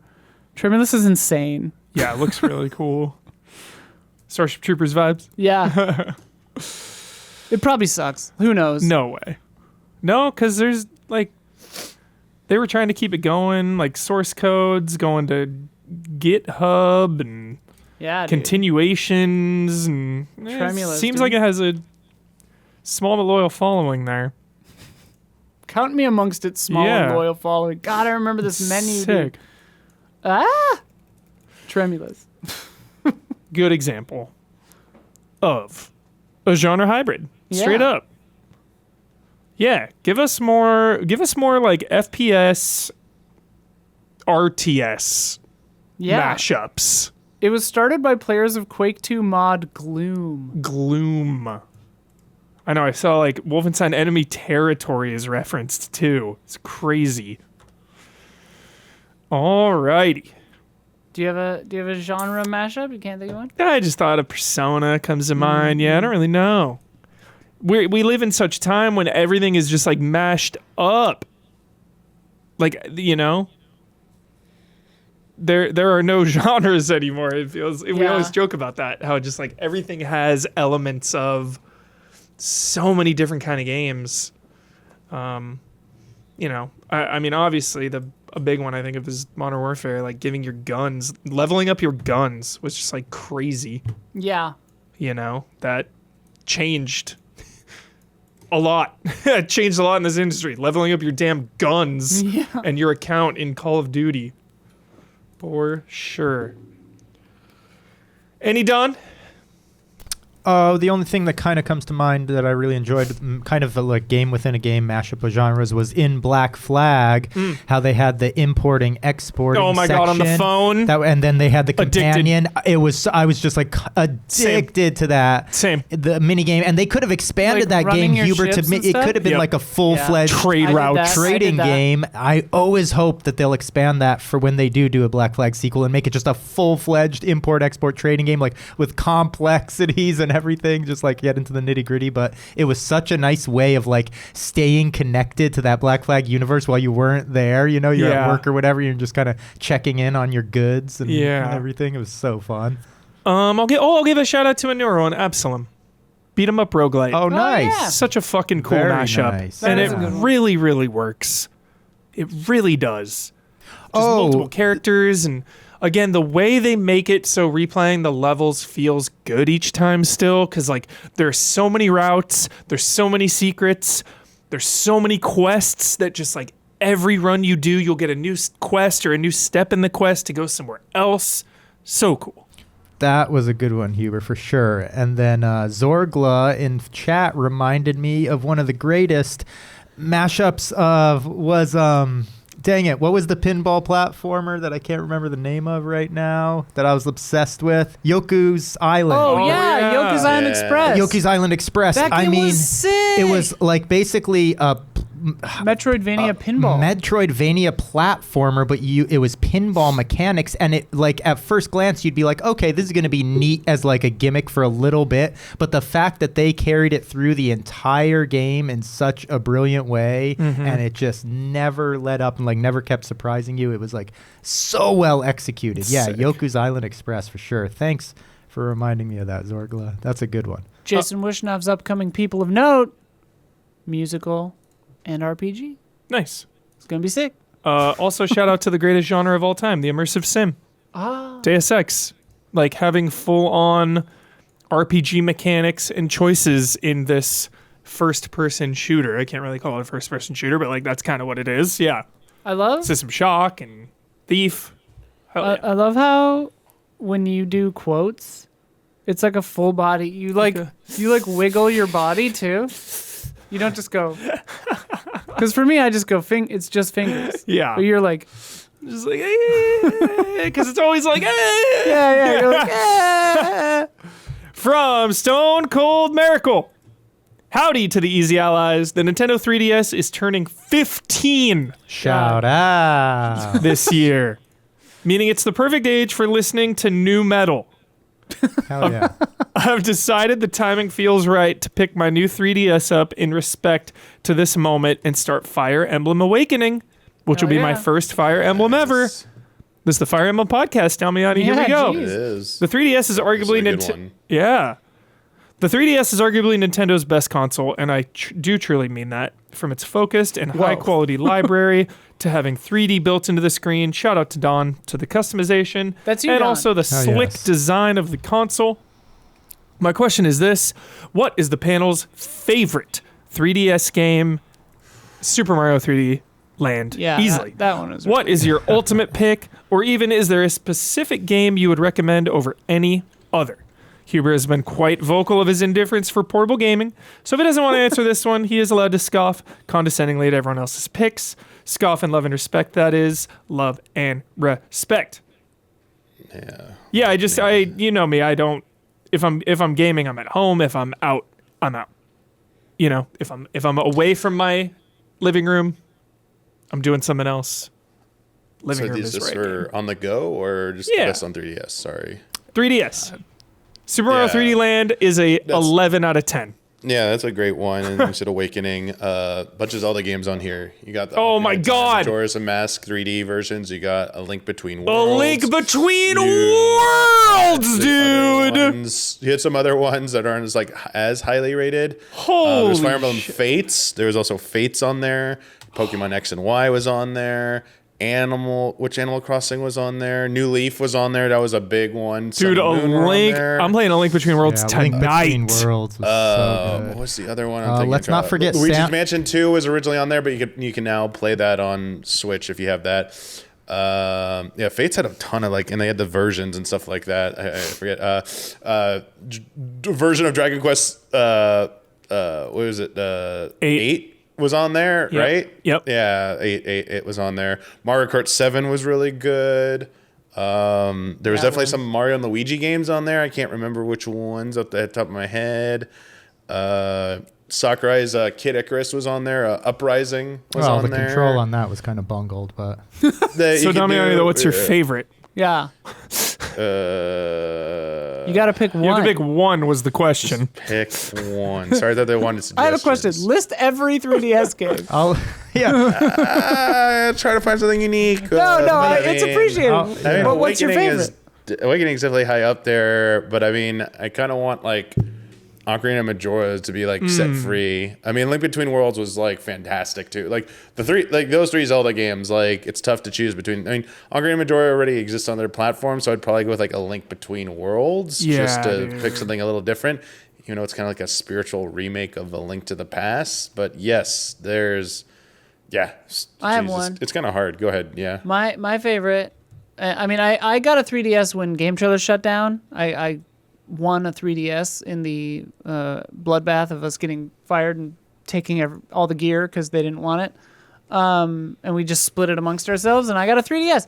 And so, I played Mario, whatever. But the one that I played the most and beat on the 3DS was Virtue's Last Reward. Oh, Virtue's Last Reward, It's the like Nonary Games, like the second one, I think. 999 is the first one, right? Yeah, Virtue's Last Reward, dude. Shit's great. It's on other stuff besides 3DS, but I played it on the 3DS. Hell yeah. Yeah, just in love with the 3DS. You know, I had it's beyond just being like obviously a successful portable console. It's such a unique experience with the 3D on the portable. It really only worked in that fashion. The fact that the screen had to be a few inches from your face for it to be like excellent, you know, it just locked you into that portable experience. Streets of Rage. There you go. Huber's thinking 3D Land. Obviously, as you said, was brilliant. The 3D looked great. It can't be not mentioned with the biggest betrayal ever of a sequel to 3D World on Wii then, not being 3D, like literally made no logistical sense. What platform was whatsoever. 3D World on again? Was it on the Wii? I don't know. The Wii U? Was it the Wii U? Wii U, there you go. Yeah, Wii U. Is that the one I hate? Yes. So that was a disaster, but people don't like it. Yeah, Link the Between 3D Worlds. Land's amazing. It's like probably one of the best 3D examples. Land of is 3D. incredible. Like, Yes, and improving the gameplay. Like a game sucks playing it without the 3D. The one with right, the that's what I most mean. Like the offensive of all 3D time. element to it was central, and then they do a sequel that doesn't have 3D, and it makes. I mean, it's like is 3D, but it's not literal 3D. So it's Yeah. like, doesn't Z make plane is hard any to tell sense. on that one, It doesn't They make any needed sense. free camera movement in Yeah. the Wii U. Yeah, that version game for sucks. sure. Yeah, it was crappy. Yeah. But Is that the um, multiplayer one? You can bounce off each other. Yeah, and you players? could do all that. So fun. It fucking bothers me. So that game is a chaos travesty. and the worst. Yeah, I'm way. with Don. For once, I'm with Don. The 3D and 3D Land's like to this day the best game for like judging like depth and Yeah. for, In like, 3D platforming. Land. Like, You can tell where you're they're- jumping. Yes. Like I was like Yeah. flawless. Yeah. Like, I cannot Um, complain about any jumps because I can. This is like damn. I'll never have a game like platform like this again. You know, if you miss a jump in that game, that it was your fault. Yeah, a couple of great ones that haven't been mentioned that were also excellent on 3DS that I remember loving. New Super Mario Brothers 2, which was a 2D, but it was a 3D, obviously, because the planes, you know, the The parallax gold and everything was coin 3D. one. And that was just a really well-designed game and fun game with all the golden coins and crap everywhere. So sick. I love crap everywhere. RE Revelations. I had a ton of fun with Yes! the 3D. The 3D in that looked sick. And although the control was a little bit hampered by the way they had the Revelations sticks. fine, yeah. Revelations 1 and 2 are You perfect. use Yeah, the 3DS comes with had a Grab the peripheral. gun. Might be hard to get now. That made a dual analog. You could do Okay, dual it analog. really needed dual I played analog. it with that. Yeah, That was good. I So I'm remember thinking of struggling a little bit, Mercenaries. but even it was Thinking of- such a good game that I like worked Yeah. with the control because it was so Revelations fun, you was know, and the good. 3D in I that liked it. was sick. Star Fox 64 when they remastered that in 3D, that was a brilliant moment, and I just wish they would have had. I think the like art style of N64 lent itself so well to being in 3D, like just because of those angles of the polygons and the textures and everything just like actually look awesome in 3D. So like I wish they would have re-released more of their library, even though they did a couple of the Zeldas and the Star Fox. They really didn't do too many. That game looked really fun, and I don't know, I played fun. I've had a lot of fun with it. Mario Golf was sick just because it looked amazing in 3D. It was so fun. My favorite, I would say probably, I don't know, I'm sure I'm forgetting a few, but one that I really got to call out is excellent that hasn't been brought up, Samus Returns. Oh, yeah? That to me is the best 2D Metroid, even though it's 3D. That was I would really argue good. maybe I love Fusion too, but in terms of classical Metroid, Sick. that's not going off and altering things the way Ghost Fusion, Trick, Fusion did. Samus Returns, man, that game was so fun and so well designed, and the atmosphere and everything, and with the 3D, really brought it over the top. Wasn't it? Yeah. And then what Huber said also, I gotta always call out one of the greatest things on 3DS. He said Streets of Rage, the Sega Ages 3D remasters of a bunch of the classic Sega arcade. We're talking like Outrun, Altered Beast. They had Streets of Rage. I'm trying to remember Outrun. all the ones they had. They had so many good ones. And like with the 3D remastering was done so well. They had Sonic, they had Shinobi 3, and like it just looked so clean and rad and added so much like atmosphere to them having the layers, especially Outrun. It like they performed so well. They were like technically so solid. The 3D looked so sharp, and like those Sega Ages ones, they just poured love into those. So they were like So fun. Thunderblade. So crazy, a game, 3D so. console. Can't even like Yeah. imagine that nowadays. Yeah. Like, so weird. So cool though. I love that 3DS. Does your 3DS still work on? Didn't you say yours was busted or something? No, I have like 3 of that Okay. because I have the XL and then they had the new 3D. So I got reeled into that whole Nintendo thing where I bought the new Nintendo 3. the new. Shout out new to Nintendo- I loved making those fake commercials with Elise for the Yeah. new Nintendo 3DS. And the greatest thing that you always got to call out is the fact you could take the 3D photography on that thing. Oh, crap. Even though it was like the resolution was like 240 by 160 or whatever the hell it was. It was tiny little images. But even still to this day, I'll go back to my 3DS and just wander through that 3D photography archive I have. And it's like nothing takes you to a place the way adding a little depth to an image. It's just like unreal what it does to your brain, you know, how it really just like sets the mood in a deeper way. So the streets of rage popping out at you. Just so sick. So Stone Cold Miracle, I guess the takeaway is there are a lot of really good games to play on your 3DS. Yes. Samus Returns. All righty. Thank you, Stone Cold Miracle. By the way, before we get to this week's bets, Easy Allies pages are getting 2 bonus love and respect questions. And this week, we got another king or queen of the genre game we're playing. So if you want to get in on that extended cut, consider becoming a $5 patron at patreon.com/easyallies.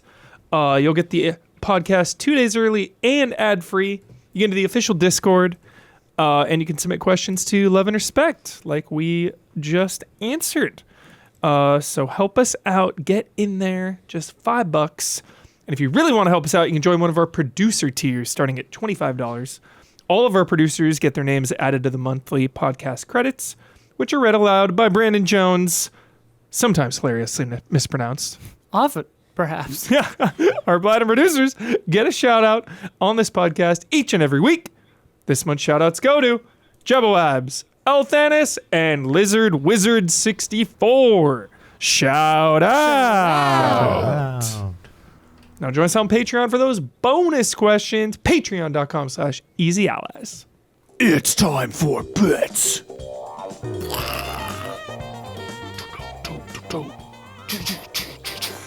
All right, last week's bet.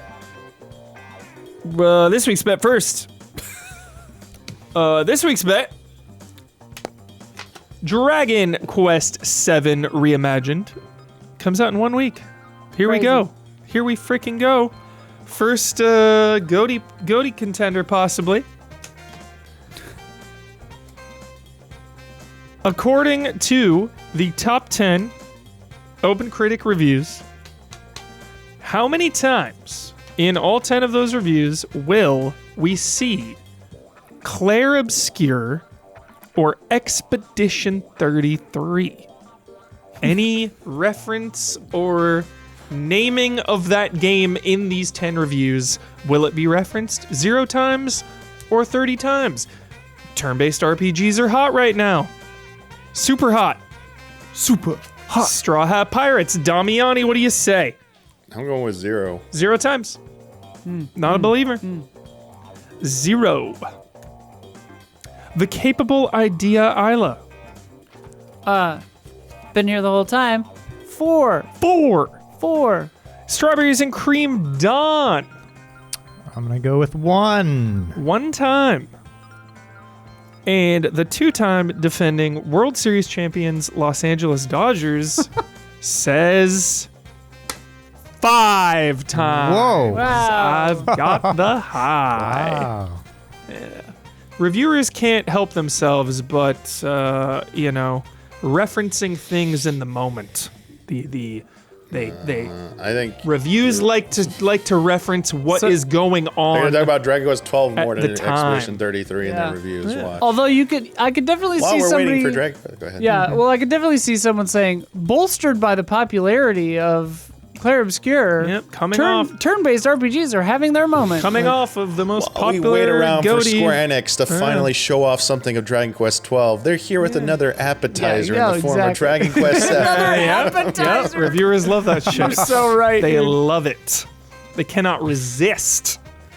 The real question is, will one of the reviews be influenced by this bet? No. Just put it in there a bunch of times. No.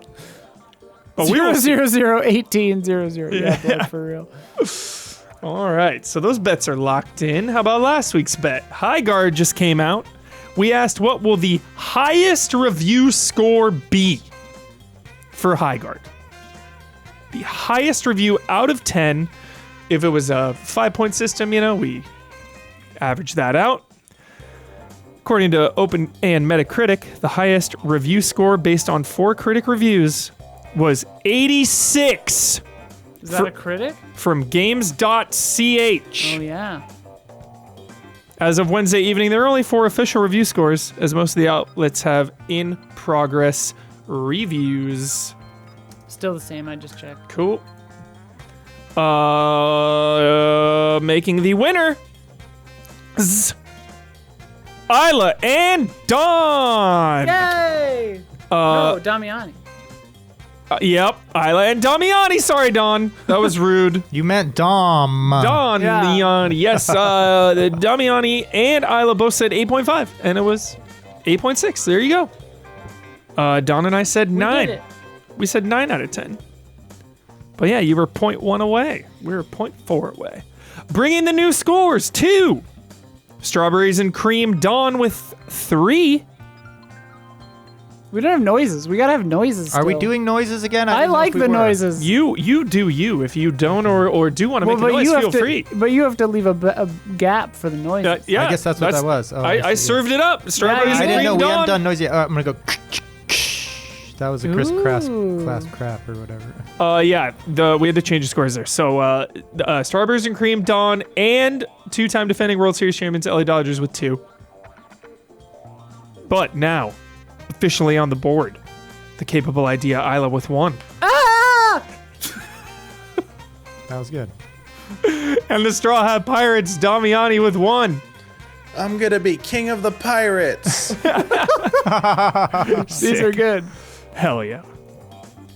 My sound effect will just be like money bags because everybody just talks about the Dodgers payroll. So it'll be like ching ching or whatever.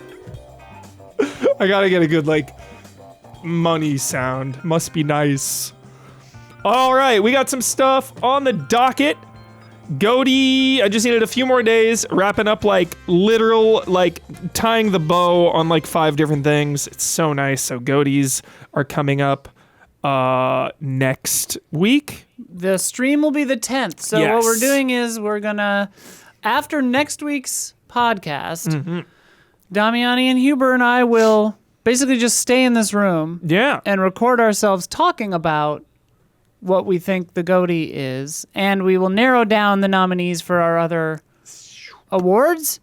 That will not be live streamed, but we will tape it. And then just for the game of the year. And then then February 10th, the next Tuesday, we will have our personal picks and awards stream. So how that works is we will have all the categories that we normally do, like best boss fight, best 7, best game to play in one night, whatever. We will sort of more casually, like what we did last year, we'll sort of casually discuss the things that fit into those categories, and sort of like each of us will say which one we think wins. There's soft winners And for those. Yeah, soft winners for those. If there's a consensus, we're like, hell yeah, that one. Then we'll each give our own like personal, like top 4, 5, 10, whatever from the year, personal picks each. And then we will roll into the pre-produced actual Game of the Year video, which we will write and I will edit. And then that'll go up, that day at the end of that stream. Yeah, so that's how that'll work. That's going to be on February 10th. That's when our Game of the Year awards are happening. Moving. Lock it in. Lock it in. That is Unless fully somebody locked. gets sick or something, but knock on wood. Yeah. Fully locked. Yeah. Also, we have a Resident Evil Requiem preview up. Isla and I filmed that. I got to play a couple hours. Yeah. I feel like it is very spoiler-free. Capcom sent over B-roll for that video. So if you want even less spoilers, just listen to the audio of it or watch it like minimized. Nick, I did really well not spoiling shit. So Nick texted us and was like, "Oh, I saw you got to play it. That's sick." Nice. Hell yeah. So good. So close now. Yeah, I can't wait. So close. Usually I... Where are the codes, Blood? Come on. For every... not everyone, but... Because I'm always PC, playing please. Resident Evil. I play Resident Evil every year. But for this one, I'm not replaying any. I'm just diving right in fresh. It's going to be so nice. It feels good. And then I also did a Huber Hype. Check that out. Just some of my Goaty overflows, like lesser Goaties, but just really good games. Goaty's the lesser. Yeah. So check it out. Island On, since you won the bet, Woo!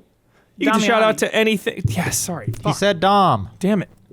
You get to shout out to anything or anyone that's on your mind this week. You get the final word on anything you agreed with, want to reiterate, or just popped into your head, and you get to sign off with the trademark sign off. You got anything to say, Damiani? I don't have my new sign off, so I can't do the sign off yet. I'll do the sign off. You can do the other one. Shout out and final words. Okay, shout out and final words. Final word. Glad that for those of you who just went through this snowstorm and are gonna get hit again by the one hitting the East Coast, please stay safe. That stuff's no joke. So hopefully, you'll be okay. Stay warm, get food, prepare. I'm sure you guys are way more prepared than we were down here. It was terrible. Shout out. I mean, just again, sorry to do it again, but shout out to One Piece for getting so good. I was really about to bail on that show, man. I'm not kidding. It was getting bad there. I was like, this is and you're telling me there's 1,000 more episodes, and it's like, I don't know about this, man. I think this might be the exit point. But that shout out to Water 7. The Water 7 arc is legit. That's a lot. It's like high 200. It's like mid 200s or something when you get to that. But that if you're in that rough patch after this, the previous arc, you're wondering what the heck's going on. Water 7 is better than anything that came before it. Water 7. Nice. Yeah, stay safe out there. Whether it's ice or ice, stay safe. Double ice. Good night and good game.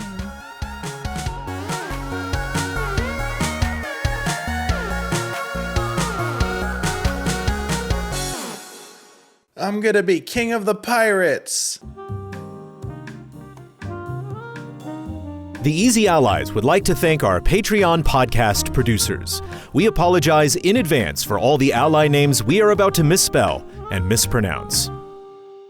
Jabawabs, L. Thanis, Lizard Wizard 64, Alexander Zirianov, A Red Knight, Jay Shee, Jesper Popmel Dufay, 44 Stars, Andreas Risberg, Andri, Brandon White, Brian Kruger, Daniel Martinek, Faraz Rizvi, Fox Jupy, Garrett Holfish, G. Levin, Gustav Strombaum, Hayden Hargraves, Jesse Blue, Luis Ibarra, M. Miguel Rivas, Mo Grant, Paul Sway, Stomps, Stepan Hakobian, The Banana Forklift Killer, Tito Jopes, Chum Nguyen, Zigazich, Anish Dor, Aaron Haney, Alex Monaco, Anacroth, Anthony F., Anthrioni, Arthur Lau, Asbo Zapruder, Barry Tomasini, Brian Foster, Bunny Chen, C.S. Lewis, Katie Garza, Chief Uhu, Chris Eccles, Christopher Santos, Clay Roberts, Cody Day, Colin Montoot, Connell Sumlin, Corey Jackson, Corey Landega, Crumb Eyes, Cyberboa, Dan Sebring, Daniel Kozlowski, Daniel Wong, David Aniki, Doug Chomich, Enya Hink, Eric Tobias, Forever Ender, Forrest, Gabriel Smith, Gino A. Escalante, Harrison Holt, Ian Anderson, Gerald, Jesse Wilkeson, John McCullough, John Prey, Junya Motomura, Kai Yu Jensen, Carl Williams, Kevin Gillet, Kroldemort, Kruva, Leon Keys, Lying Crown 19, Marco Hernandez, Materia Addict, Matthias Clare, Max Miller, Miguel, Nefertiti Jenkins, Nycrypt, Nick Hill Sharma, Ninja Kitty Meow, Ono Turtle, Oro Cucino, Pablo Rodriguez, Patrick Held, Pixelated, Ronka Q, Ray Aldiar, Raymond Wheeler III, Reed Johnson, Richard Ma, Ritz 1906, Robert Seven Lee, Robin, Ryan Rudger, Sage Mode Q, Salvers, Samuel Copeland, SD Prima, Sebastian T, Servino, Sean Johnstone, Cito, Strikeout NZ, Tanashi 047, Tim Strothman, Tomovi Kioni, Tony Tarantino, Travis Ing, TZP2 Game Night, Wouter DeHaze.